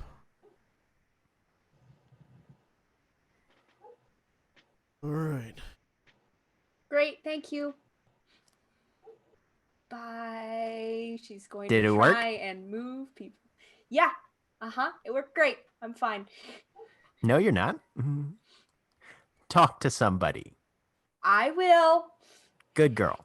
grab Bye. someone. Thank you for your help. Liz or Lark, whatever my name is, Lark will go with Liz. Paige will She's lead basically everybody trying out. to like Thanks for the drink. bodily move Finish the it, whole put it group. down. It's not Yeah. working, but Phage will help get everybody out and out Okay. of the restaurant. Is Megan following along or? Yeah, because she still has no fucking idea what's going on. You were there Okay. when we were Like to talking about find out at letters. some point. You were Huh? you were there when we were talking about the letters at Adele's Yes, house. one time. Mhm. Mhm. And Like I don't think Megan 90% got. of this whole plot has not been explained to Megan. oh yeah. Yep, Don't yeah, worry, She it'll has be in a no second. idea what's Hopefully. going on. Yep. Hopefully it will be in a second. Because as soon as we Alright. get out of Good. like range of, out of the restaurant and a little bit ways away. Let's get back to the cars before we start discussing. Yeah. Henri. French. Yes. Yeah. Yeah. Okay. You were still that bit. eyes closed. Yes. Henri, what? French. What? The other half of the letters. Yeah. Yeah.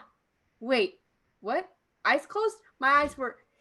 Your They eyes were were- closed Yes. when What? we came in. You were remembering something. Perhaps Uh-huh. perhaps somewhere besides around our cars might be a good point for In this cars. In Pile. cars. Open doors. Go. We Squeeze can't in the all fit in corner. one car. Let's And head if we're back. shouting from one car to another, we might as well have the conversation outside. Let's get back to the hollow. Let's head back That's to quitters the. talk. Let's head back to the thing. You all have Okay. y'all don't have a CB in that car. do No, you? not in this thing. Yeah. Let's get back to the hollow It- and we'll What? cover this. But There's a lot to discuss and we need to do it somewhere Yes. safe. yes. Fine. Let's go. Okay. Drive back. And that's where we'll take a break. All right. If you're watching on Twitch, please stay tuned for these commercial messages. Back in a bit.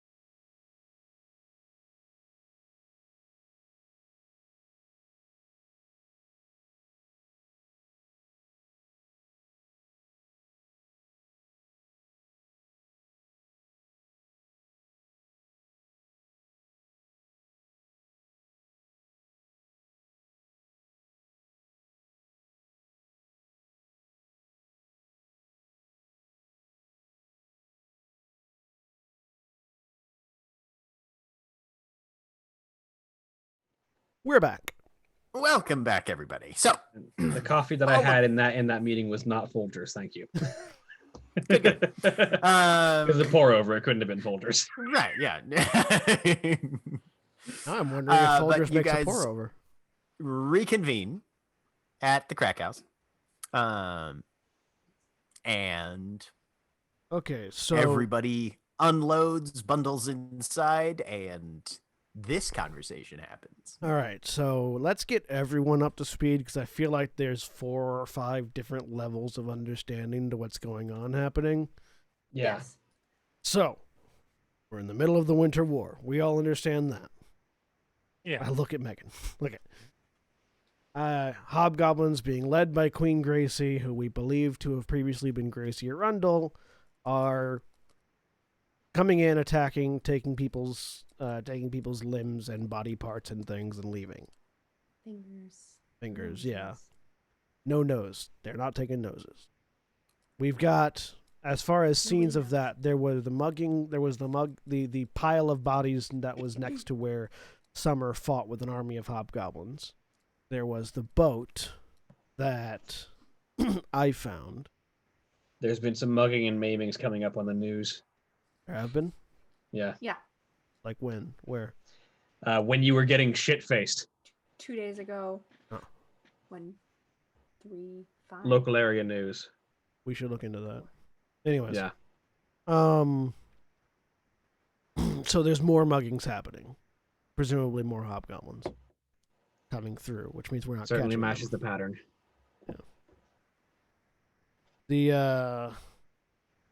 We plugged a hole that were coming through down by the fort where the border patrol are. Not McHenry. No, the other one. Jack, what's the name of the place where Mr. Green is? What's the question? What's the name of the place Mr. Green hangs out at? His location is called, as I look up my notes,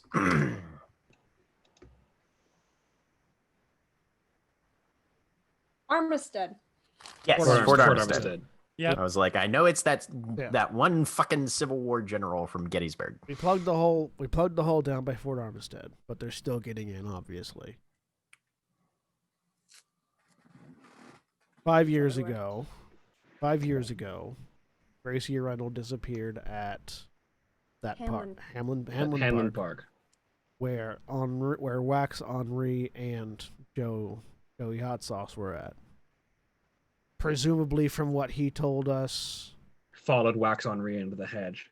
followed Wax Henri into the hedge. Henri didn't close it properly behind him as he was going through. Presumably. Joey went in the hedge? No. No. Aunt Gracie Arundel followed Wax Henri into the hedge, is how she wandered disappeared. in. Yeah. Okay. So she wasn't taken, she wandered in. That explains things. That part where she wandered in is further down the trod from where we found that trap that Walter Gray and presumably Henri Lacewing and Polly set.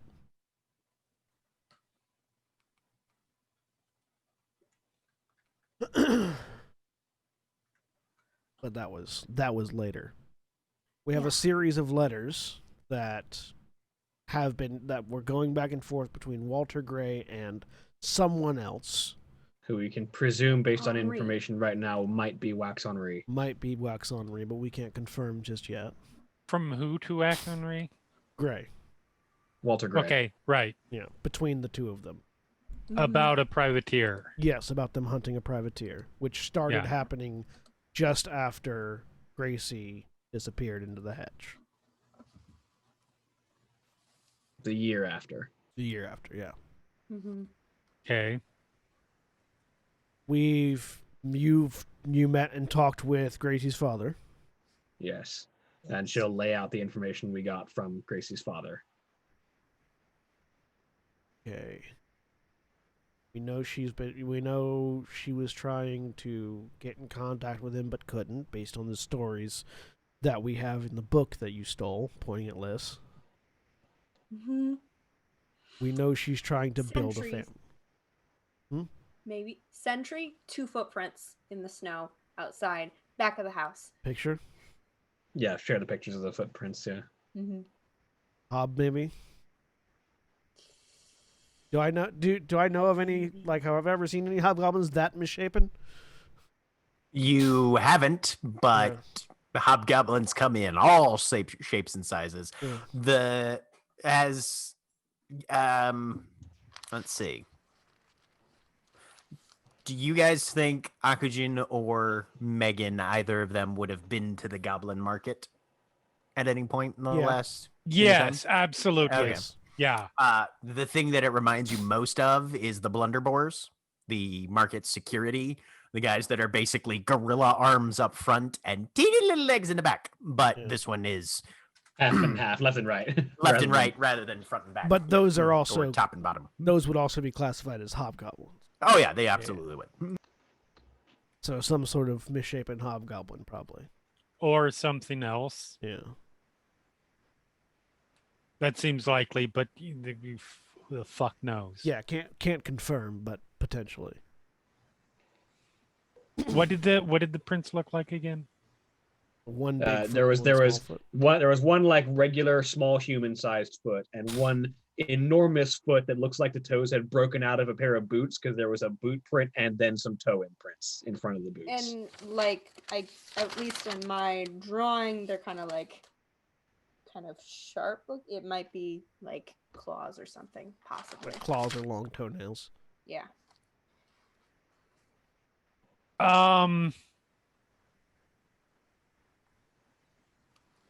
Just on the off chances Jeremy's roller darkness spins. Jack, what is the possibility that there might be knowledge of that werewolves exist? Give me a intelligence and occult -3. Okay, I'm pretty sure that's a chance roll, but let me see. I have no idea.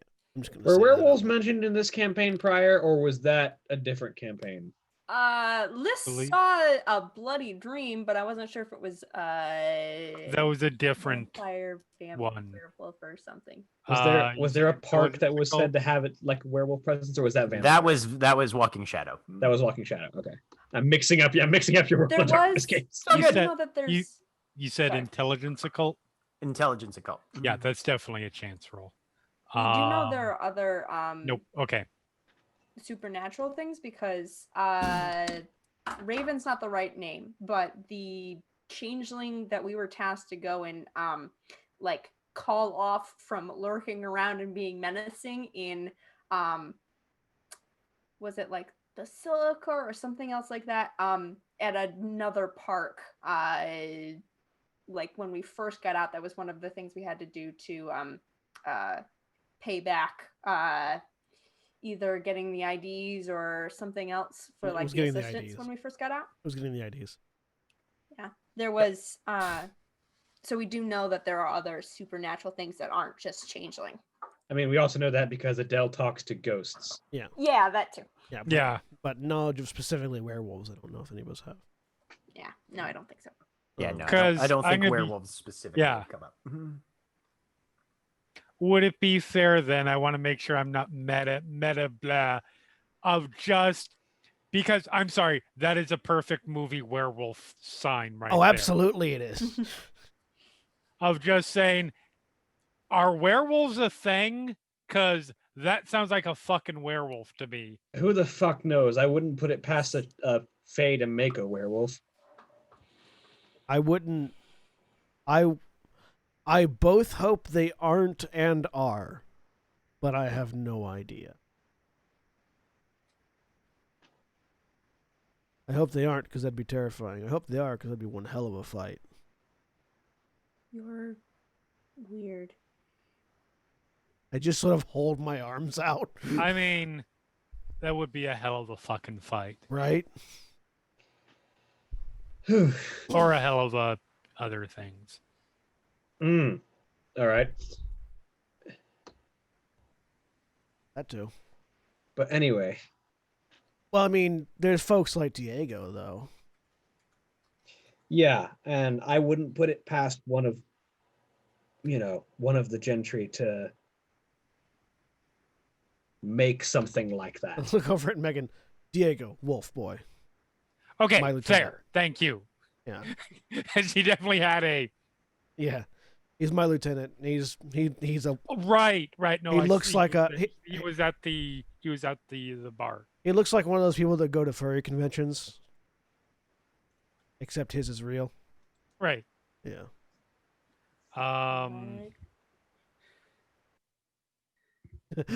Liz has just been introduced to the concept of furry conventions. Yep.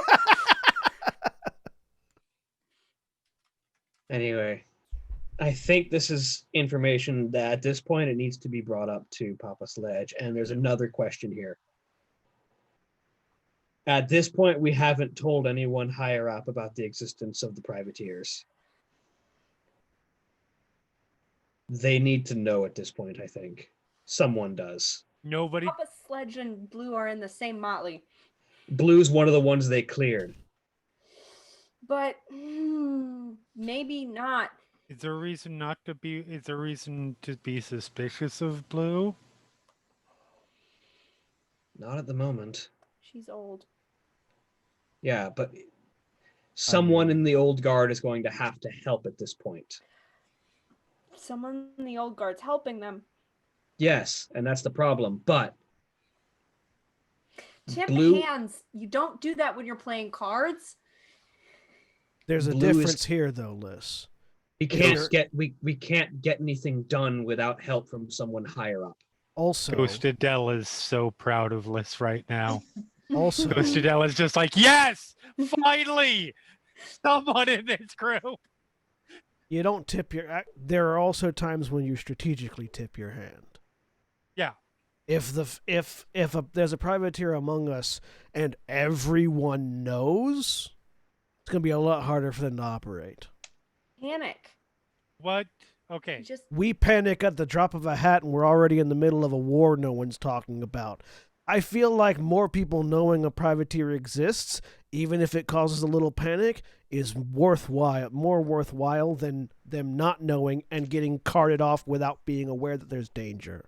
Sunset Blue didn't want me to tell anyone about. I had to do a pledge for the Okay. dream. To not tell anyone about your prophetic dream, which is understandable, especially in her position. There was a war coming. We didn't have time to prepare. Did she know what your prophetic dream was going to reveal beforehand? Mm-mm. And then it happened, and then Why pledge. And why did she not want you to reveal it? I don't know. Don't. Okay. I mean, that's not out of character for her, to be fair. probably, Sunset likes to But- keep her own set of cards. honestly, she probably didn't want you to reveal if it told of a war during winter. She probably didn't want you to reveal it so that it would make winter look bad. Because that's how a lot of the people in this game play it, rather than But- being concerned about other people's safety. These people who have been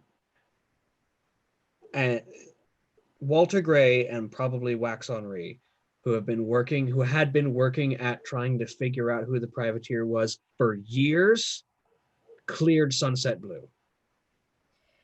We haven't been doing this for months. And then they disappeared. Yeah, chasing down a fae. And trapping it.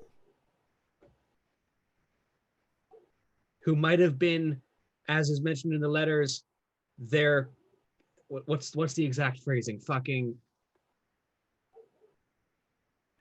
yeah, beware their who might have been their customer, as they had mentioned in their letters.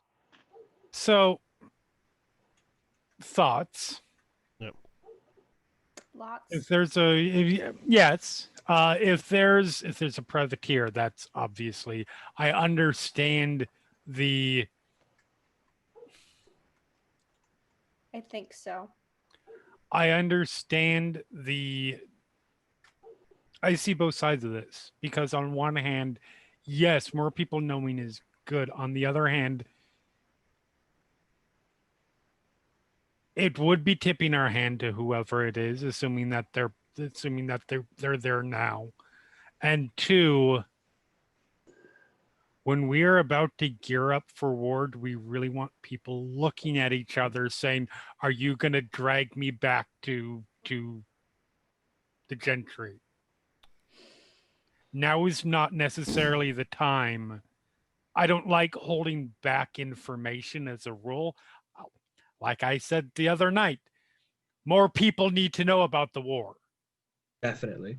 But if it's something that's going to make people suspicious of working together, now may not be the best time for that. I don't think everyone needs to know there's a privateer right now while the war's going on, but I think people who have to make vital decisions like Papa Sledge and Sunset need to have that information. Does War Dancer already know?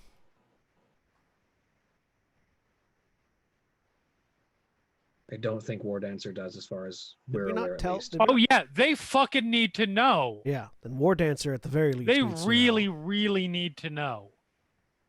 Yeah, the people And- who are making the decisions about this war need to know this stuff. And I'll vouch Absolutely. I'll vouch for War Dancer. Is 100%. I will not vouch for Sunset Blue, but you know, We already have people that do those.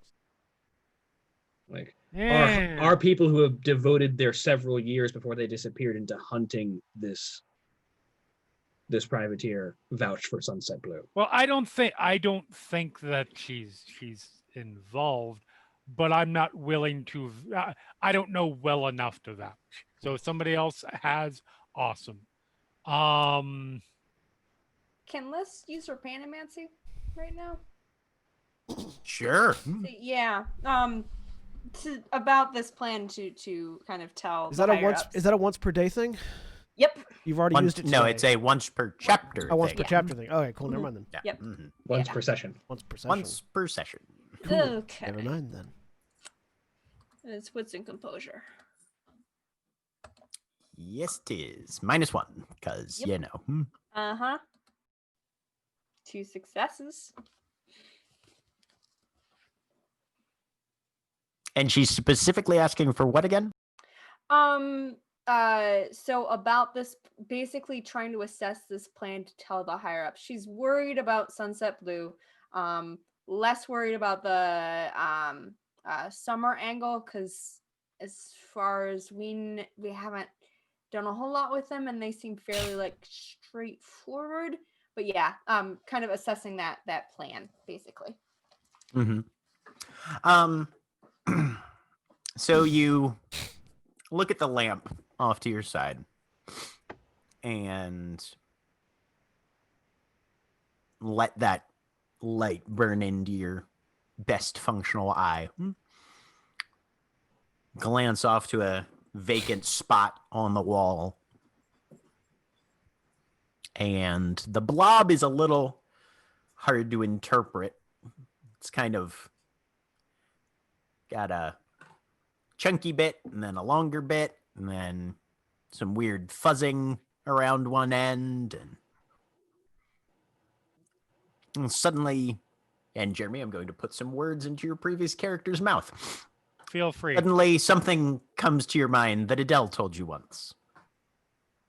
Knowledge is a tool, but you don't give a 5-year-old a fucking chainsaw.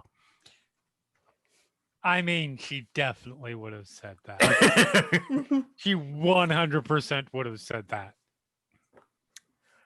And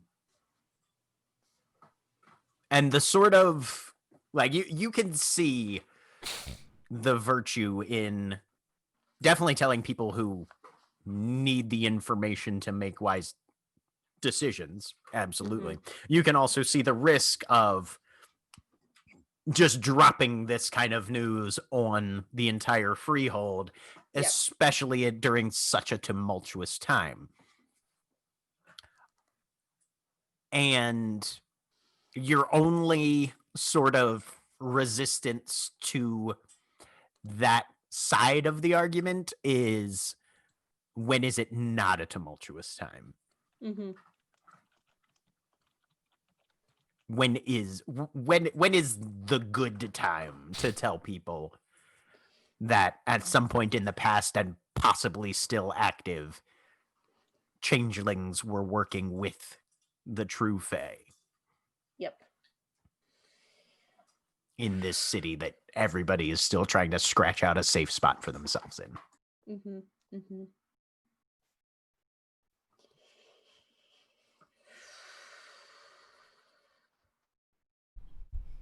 I don't think we need to tell everybody right now. But I think the people who are trying to fight this war need to know.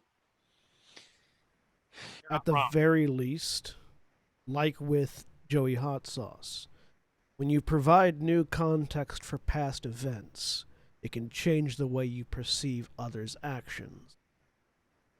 So, if the old guard knows that one of their number is acting as a privateer, that might change their perspective on activities others of their group have been doing. Suddenly, someone who misses one or two meetings at crucial points in time might not have such a solid alibi anymore. Yeah, no, legit, 100%. It's yeah. Oh. So if War Dancer, Papa Sledge, Sunset Blue, handful of others that have been around a long time know that Walter Gray and the others disappeared hunting them, they might be able to real quick put a finger to a suspect. And that's one other threat that we can get dealt with while we're also fighting a war. That said, all right. This is not necessarily related to that. It's vaguely related frustration. My understanding, based on what you guys have said so far, is even if you haven't told everyone, you guys have passed some information to people in charge about this whole thing, right? About the war, Yeah. the privateers have been completely quiet so far. Well, yeah. No, I'm talking about the war part. There was a death in the family.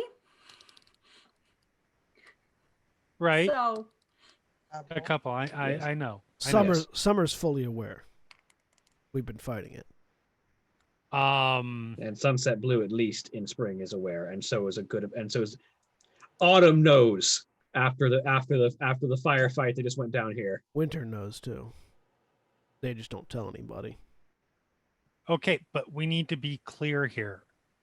When you say basically you just described every court but Spring knows, are you talking about the people in charge, or if you talk to a random Spring, Autumn court member on the street, are they going to be aware of this? The people in charge know, from what I can tell. Why do the rest of the people not know? Jack, as far as I'm aware, all of Summer knows.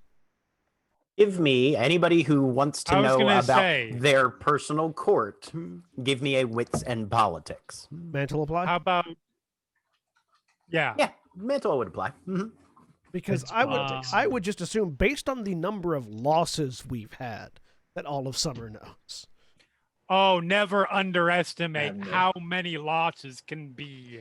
I'll make that. I have a hidden under things. I have no successes, but I know that Joey Hot Sauce had no fucking clue who was in charge of the enemy force. So I know that Spring doesn't know everything. Can I spend a willpower on this?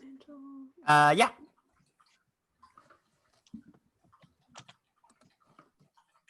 Ooh, I got 1. 2. 1 success. Okay. My mantle's the only thing that helped me there.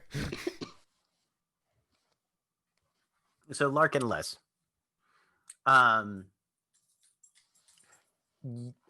Autumn, you would say, is probably fairly aware. They might not know nuances, but given the fact that most of the Autumn Court showed up to the wake, and the fact that the wake was clearly held in the aftermath of a battle, and that Barnaby has been present for a large number of these incidents. There's also doubly the speech that Phage gave at the wake, which was not subtle. Right.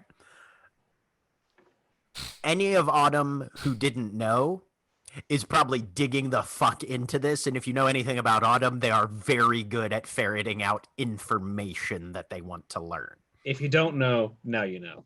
Mr. President. Megan, for spring, politically, you would say from that standpoint, it's probably this is winter season. We're the ones who take over for them. Let them shit the bed on this. Makes our job easier. What I said about summer. Or what I said summer blue.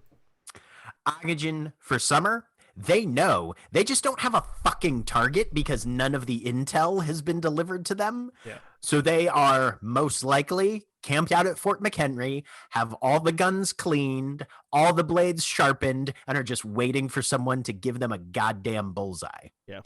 Bristling pinecone. So yeah. Yeah. And Winter, from what you guys have picked up, is being Winter about this. Shit, something's gone horrible. Okay, go to ground, give them no targets, come up for air afterwards. I hate our court system sometimes. Oh, you're not the only one. Yeah. Summer's ready and waiting. That doesn't surprise me at all. Summer's always ready and waiting. I mean, that's fair. Would you rather we weren't? So, summer's ready. Autumn's looking. Winter's gonna winter. There's nothing we can do about that. Fade, I think you and I need to visit some court members We do. and beat people until they get their beaten asses out into the street. You're not wrong. We need to get people moving. But if Winter isn't going to give Summer a target, we need to get them the intel we've got so they can try. I mean, Our target. Winter, that's an important question. if Winter We was don't willing have to a fucking, target. if Winter was willing to fucking help, we could Well, probably have a target by now. Actually, we do have a target. We know where at least one goblin camp is. And we know there's relevant intel there. We only got a bit of it. And look what it cost us. Well, that was because it was just... Actually, it didn't. Four of Because us. there's no support for Yeah. you guys. Yeah. And also, it didn't actually cost us much. We got out of that pretty scot clean. Oh, sorry. The intel later cost us, but that attack didn't cost. Yeah. But yeah, we didn't have any support. We know we've got lines, we've got directions to look. We just need backup. And if Winter's not going to do the scouting, we'll do it in their stead. I'm not going to complain about winter looking like shit, I'll be honest. But If Autumn can Beth. if Autumn can find the information that will point us in the right direction, Summer can sweep in, and Spring can run support. We can get the courts working together, which is what we're going to need to do to end this thing. But we need to talk to everyone, and we need everyone to be on roughly the same page, at least as far as the war is concerned. Think Beth is Winter? Do I know? Do I recall Hushabeth's court? Give me an intelligence and Politics? politics minus We've never really interacted with Hushabeth. -4, actually. Yeah, it's been a while. Because Hushabeth... Mantle wouldn't help identifying other courts at all, would it? No. Because the only time we've ever seen Hushabeth was from a window on the second story. That'll be That's a why- chance. A couple of you saw her face to face at a doorway where she waved and did some sign language. Nope, nothing. You don't remember. Oh, that was a now. chance die for you. It is, because intelligence and politics -4 when I only have 3 dice is going to be a chance die. Oh, okay. Oh, yeah. I gotcha. Yep. Yep. We can get at least our 3 courts working together, working to their strengths. We can do. Enough that. Megan, go winner- ahead and give me an intelligence and That's a triangle. socialize. Intelligent. Wait, who? Me. Megan. Okay. Megan. Hold on, I have to check my. This is one of Um, those rare intelligence pools where you can spend a willpower if you'd like. Okay. Do. Which is the storyteller's way of saying you should probably put a willpower into that. Not necessarily. Presence, manipulation, persuasion. Okay. So where the socialize isn't on that list. Anyway, yeah, no, I'm definitely going to, because whenever you present me with an opportunity to spend willpower, I will happily spend willpower.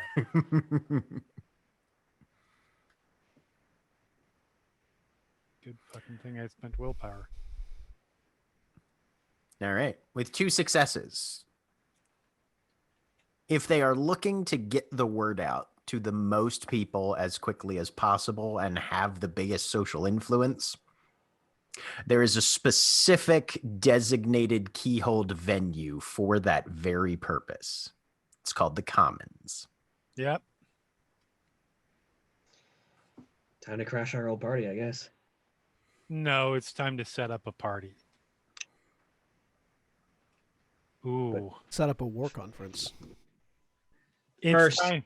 So, I need to satisfy my deal with Papa Sledge. right. And we need to get this conversation Well, started. Let's let Megan finish. Absolutely. But we also need to have an overarching plan.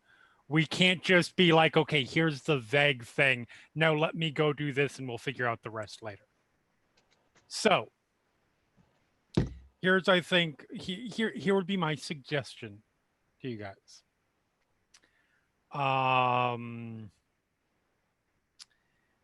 You guys might actually enjoy this a little bit, because this is where you get to go to people that you potentially have grudges with right now, and you don't necessarily have to play nice, because security is at stake here, and if they give you shit about it, new controllers of the commons, you can get a little bit yelly. Tell them to set up a situation. Set up a party, an event, something that will get everybody there. They're in control. They have to figure out what that is. You and me, Paige, we need to have a conversation with Sunset Blue, and it's not going to be a pleasant conversation, because she's letting our court do nothing. Yeah. And I do not mind getting my ass kicked for yelling at her. Those are the everybody needs to make sure that everybody is there, probably including Winter. I don't know how that's going to happen. They're the one court I just don't understand at all. They'll hear about it. They'll be there. I understand they'll hear about it, but no, they might not be there. You know their philosophy. Hide. They will not be at a place where everybody is gathered in the middle of a war. They won't be visible at the very least, but they'll have eyes. They always have eyes. But we need them all to be there. We'll figure that we can also leave to the That's Commons going to be the Keepers. trick. That's going to be the hard part. Well, I'll put that one on Leaf Finger. Yeah. Yeah, exactly. That's their responsibility to find some reason that everybody's going to show up. They wanted to take the Commons for a power grab. Now they get to deal with the shit of having to run it. Now they have the responsibility, exactly. And it's win-win, because either they do their job and we get our meeting, or they we get our fail meeting. and they understand how it fucking sucks. or they fail and you get to make a move. Yeah. Megan. Yep. Are you in a motley yet? I am not in a motley. I look at the other three. Why aren't you like doubled? Doubled? You're mean in your mask. Oh, I am. It's just that my meme is very similar to my mask. They're essentially identical, except for Burn scars. that was all that my torturer did to me. Repeatedly, I would assume if that took up its well, place in your mean. I don't know. I don't know the answer to that because I'm not sure. I don't remember a whole lot outside of getting dragon breathed on once. Phage. It's a whole thing. Phage. Your argument will probably have a bit more standing if you've got a motley mate by your side. I mean, you're not wrong. We've got 2 autumn, 1 spring. I'm high enough up in summer that I don't need a partner. I mean, I'll yell at Sunset Blue either way. It's fine. I look at the other two, sort of trying to gauge if they have a particular objection. I would rather go yell at Leaffinger. You'll be coming with us to yell at Leaffinger, I promise. Oh, okay. I feel like all of us will go splitting yell at. up on No, that. no. Yeah, Okay, we're all sorry, I going thought to we yell were at splitting Leaffinger. up. But Okay, it's best if we alright. have a united front. I say, indicating Megan and the rest of us. I'll provide the batons for when we go yell at the Leaffinger, because yelling can be done with weapons too. In that case, I'll come with you if you want me to. But the question that's being asked right now, Phage says, indicating Megan, and then to the rest of us.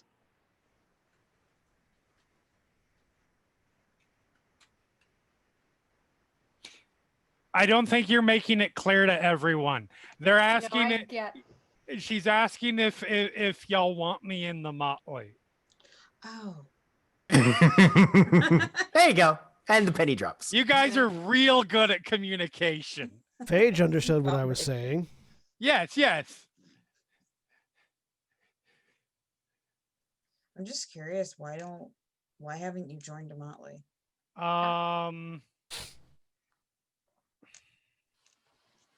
Honestly, I found more value. I haven't found anybody that's particularly compatible. A lot of people, when you join a motley, you're joining an entire group of people. Mm-hmm. And yeah, there are individuals that I absolutely adore in this city. There's very few full groups that I think I am, let's call it, compatible with. That's a big part of it. And I tend to make a lot of friends outside my court, which is useful, but it also makes it a little bit weird when you're like, somebody who's a full spring court motley or the like. So just haven't found the right fit, basically. Well, I'll ask the question to you in reverse. Would you want to join this motley? I mean, I don't hate any of you. Does that help? I'm kidding. Actually, it does. Actually, a marked improvement on previous perspective. You're not wrong. That is a hell of a step up. I mean,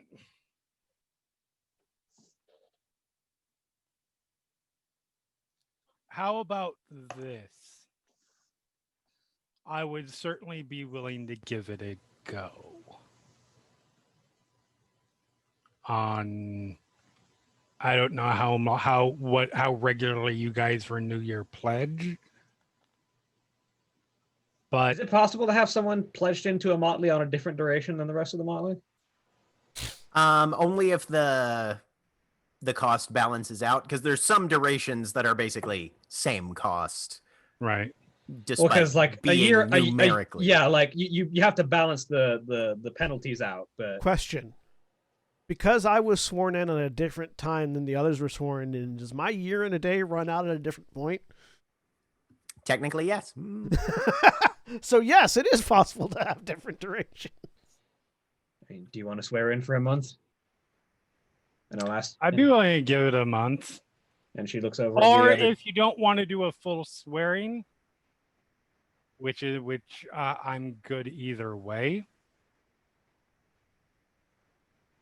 Say. yeah. And she'll look at the other two. It's up to you guys. I am good. I'm pretty easygoing. So She had my She looks. she had my back without needing to, which for me is enough. to be What- fair, and in the interest of full honesty, you asked me if I wanted to kick something's ass, and that sounded like fun. Like I said.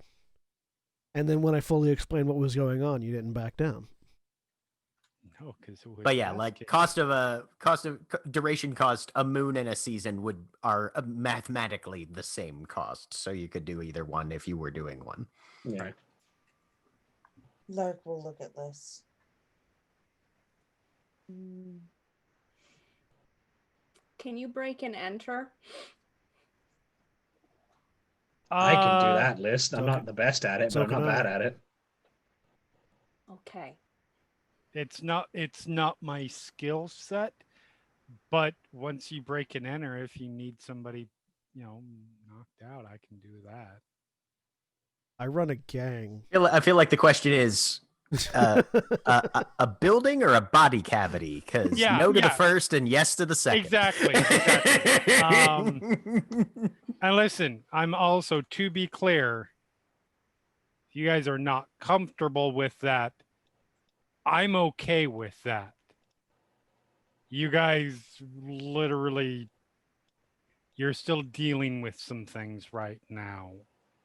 And if you need to finish dealing with those things before you talk about anything like that, don't feel like you have to, but I'll decide what I want to.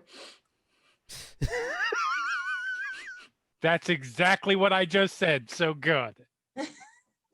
Is that a yes from you, Les? Mm. Did I just listen to saying yes? Yes, you did. Awesome. This is having feelings about this. It's okay. All right. Hmm. All right, go. Phage extends her hand. Yep. And I forget what our motley pledge is, but she will I recite say it. the shit. Yeah. You're muted, Jack. Spend a willpower there Yep. for Megan. Oh, good. I still have one left. Hey. Actually, no. Technically, I should have two because didn't we? No, we did not sleep yet. No. So, yep.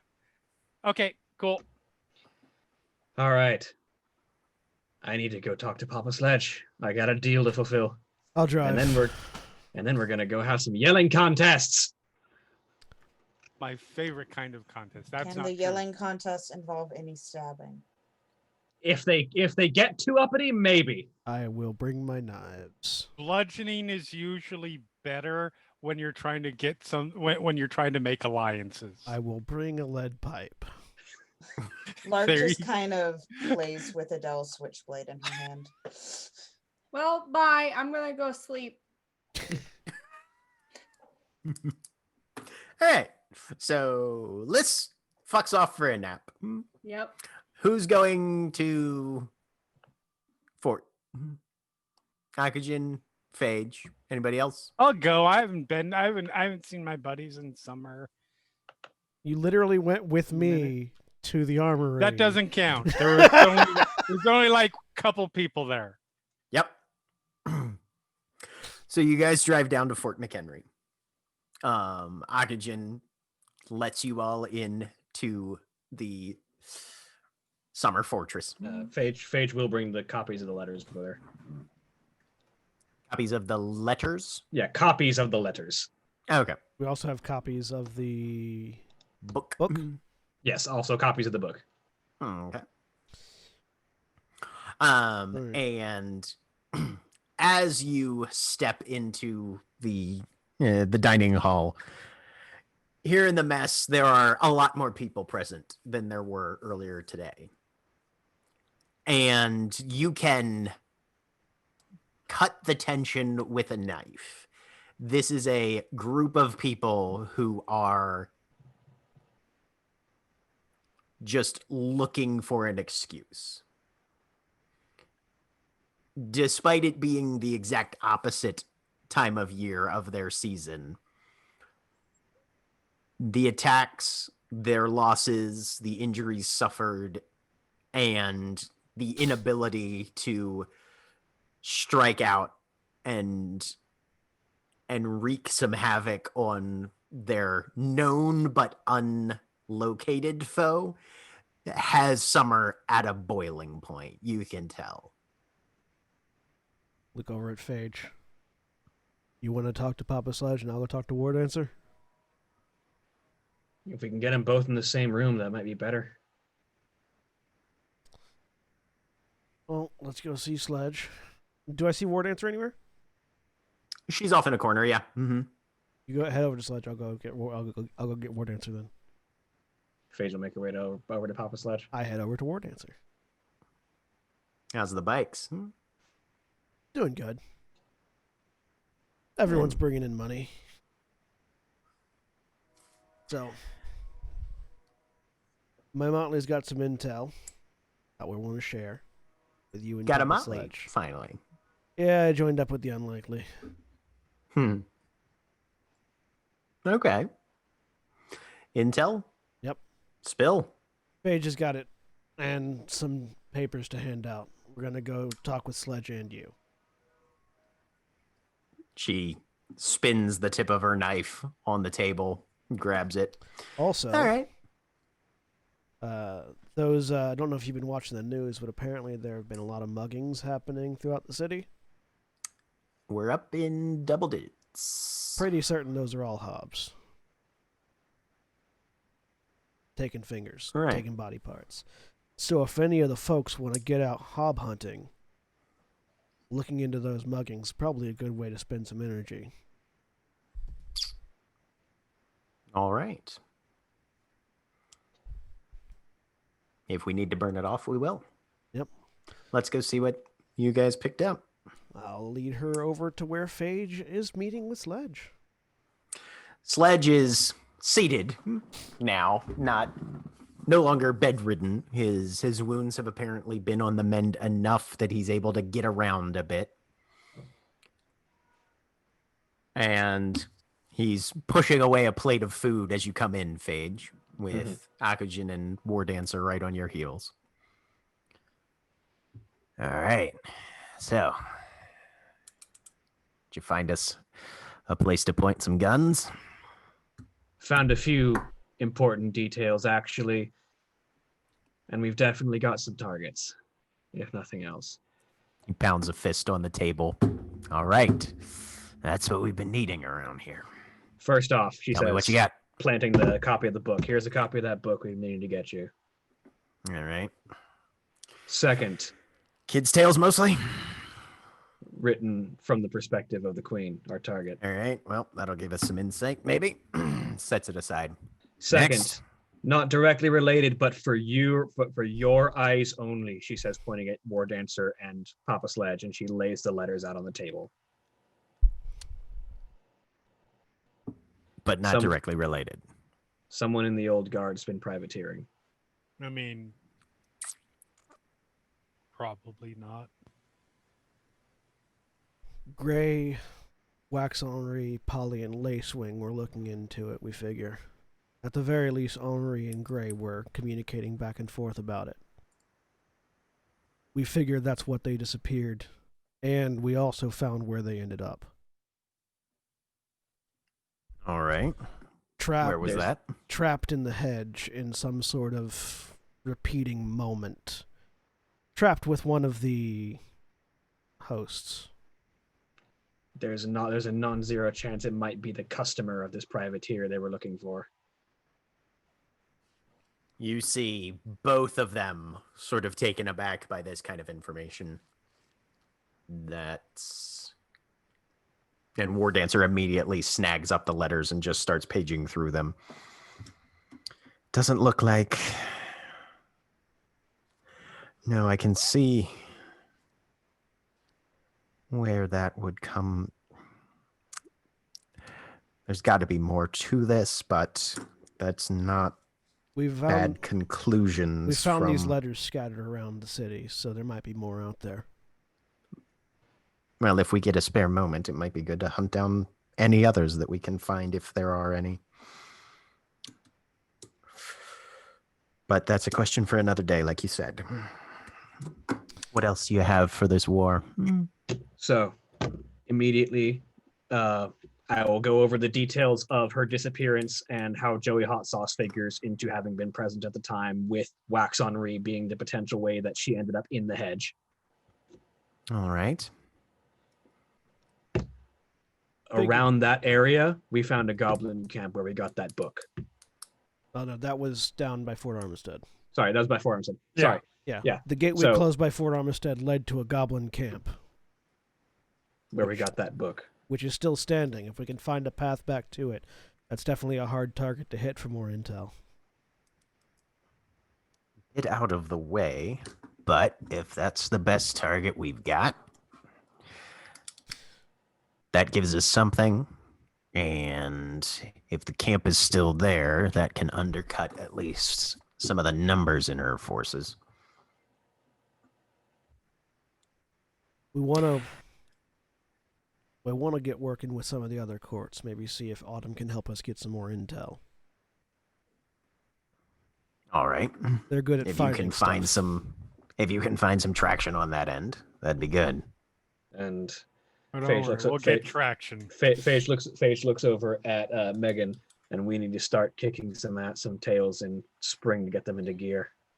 We need to have spirited conversation.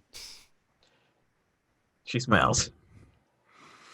You can accomplish more with a kind word and an expandable baton than you can with just a kind word. So, As she pulls out the expandable baton that is on her character sheet. this is why I love this woman. He's good.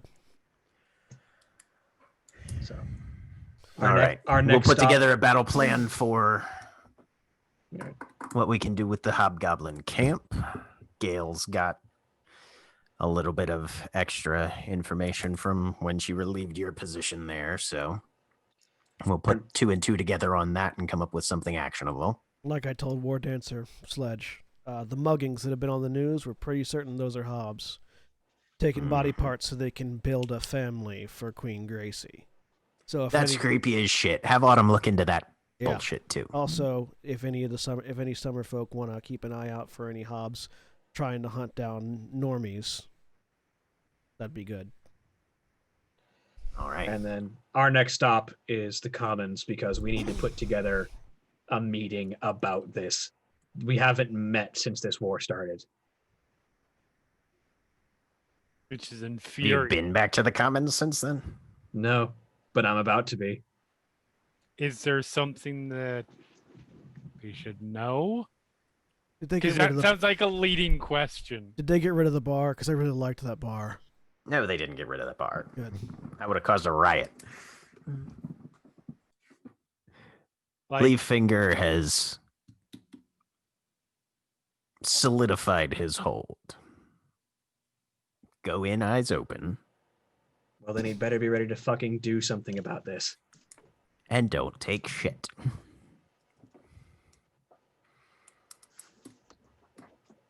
Also, I found what I was looking for. Good. So, the squires of the Broken And Bow. Did it turn out well? There's now one more squire of the Broken Bow in the city. Let me see your hands. Scars are probably still there. Oh, the scars never go away. Right. And he just reaches out and grabs both your hands and looks at them. And yes, with Phage's help, the wounds have entirely healed. There's no more trauma left. Obviously, with the amount of time that's passed, all your bashing is gone, but those scars are still very clearly evident. You're not wrong. I may send some people your way if you're feeling generous. Now, Anyone Sledge, that wants to follow. I hope that I've managed to fulfill my end of our deal. Well, Akujin, you know where the workshop is. Yep. Suit of armor and some You guys intel. have earned 1 rig from the good stuff. Bill will help you make the selection. What are you looking for intel on there, Phage? If anyone knows anything about the bishopric of blackbirds.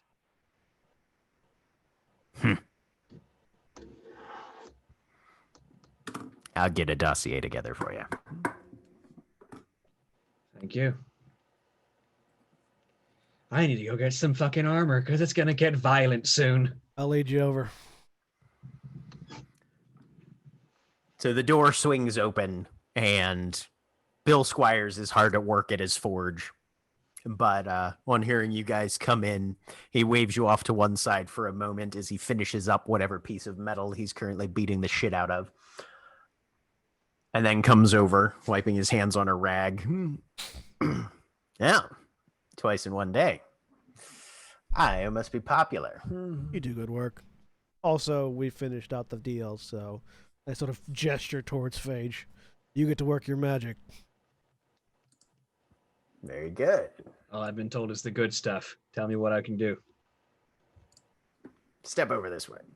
And he pulls back a curtain, from behind which you can see this sort of like refracted light beaming out a bit. And there are 4 pieces of armor. The first one is built kind of on classic plate armor lions, but it has aspects of moss, wood, and leaves incorporated. It's immensely broad in the shoulders and tapers down to a more reduced profile towards the greaves.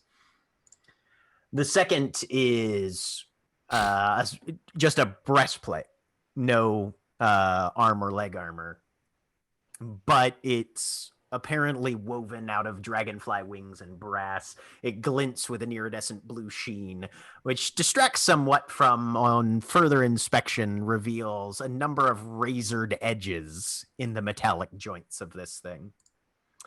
The brightest one and the most showy is this panoply that is woven with these shafts of actual sunlight apparently mixed into the fabric, which casts this radiance out in fractal patterns, and there's amber crystals set in the adjoining bronze panels to accentuate this entire ensemble.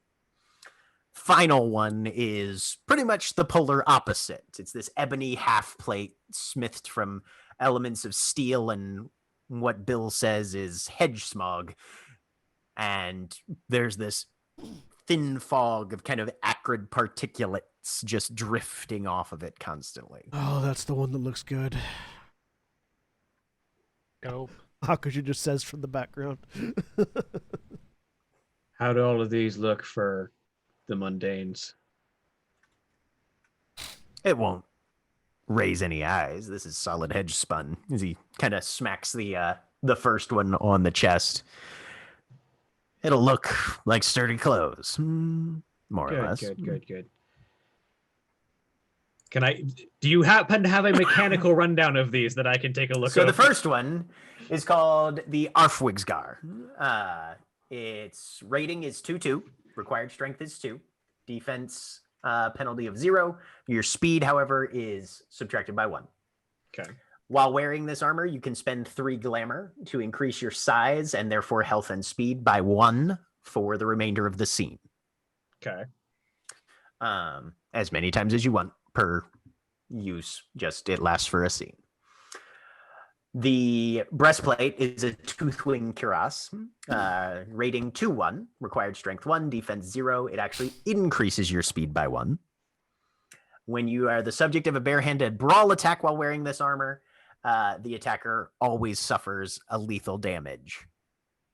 upon making a successful attack.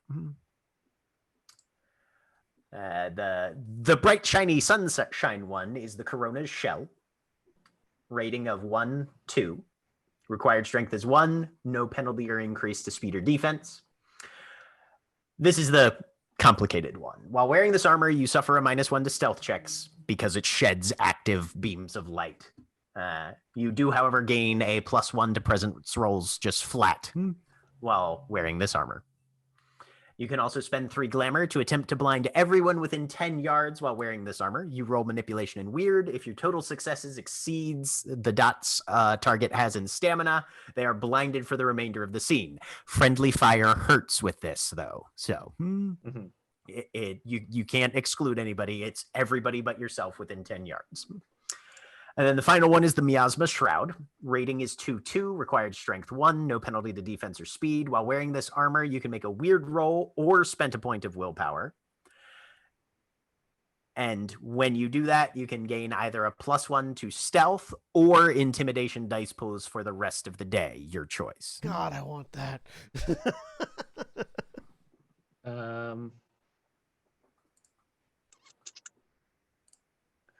So it's either the first one or the last one. I'm debating between size increase or intimidation boosts. With the Miasma Shroud as well, though that's an or status, so you can, if you spend the point of willpower and take the +1 to stealth, later on that day you can spend another willpower and also get the 1 to intimidation. I know there was a reason I keep saying I should have a higher size, and I don't remember what the advantage that I keep trying to aim for that I never have is. For eating someone? You can maybe? eat bigger things. Right, hang on. Or grappling? I think the grappling rules are size based. Bonuses if you're bigger.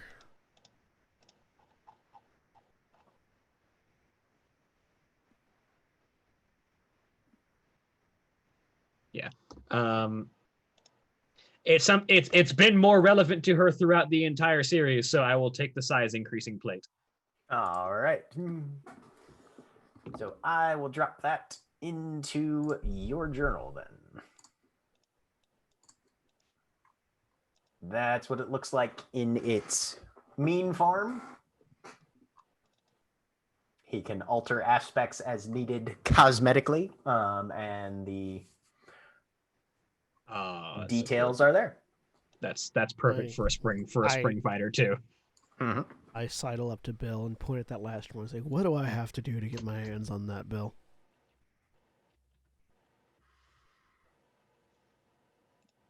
Bribe the right people, win the right contest. Talk to Sledge. He usually handles the seneschal duties on this sort of stuff. You said it was 3 glamour to increase in size for how long? A scene. I'll have to have a word with Sledge before. But I if leave. you've got anything else that increases your size, that stacks with that. And it has no penalty to defense, just a -1 to speed. Just a -1 to speed. It's big and bulky. Slows you down a little bit.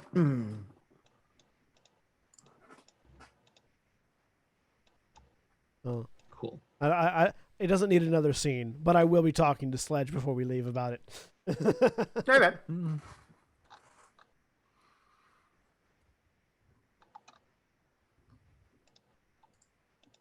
All right. Okay. Add to my character sheet. Excellent.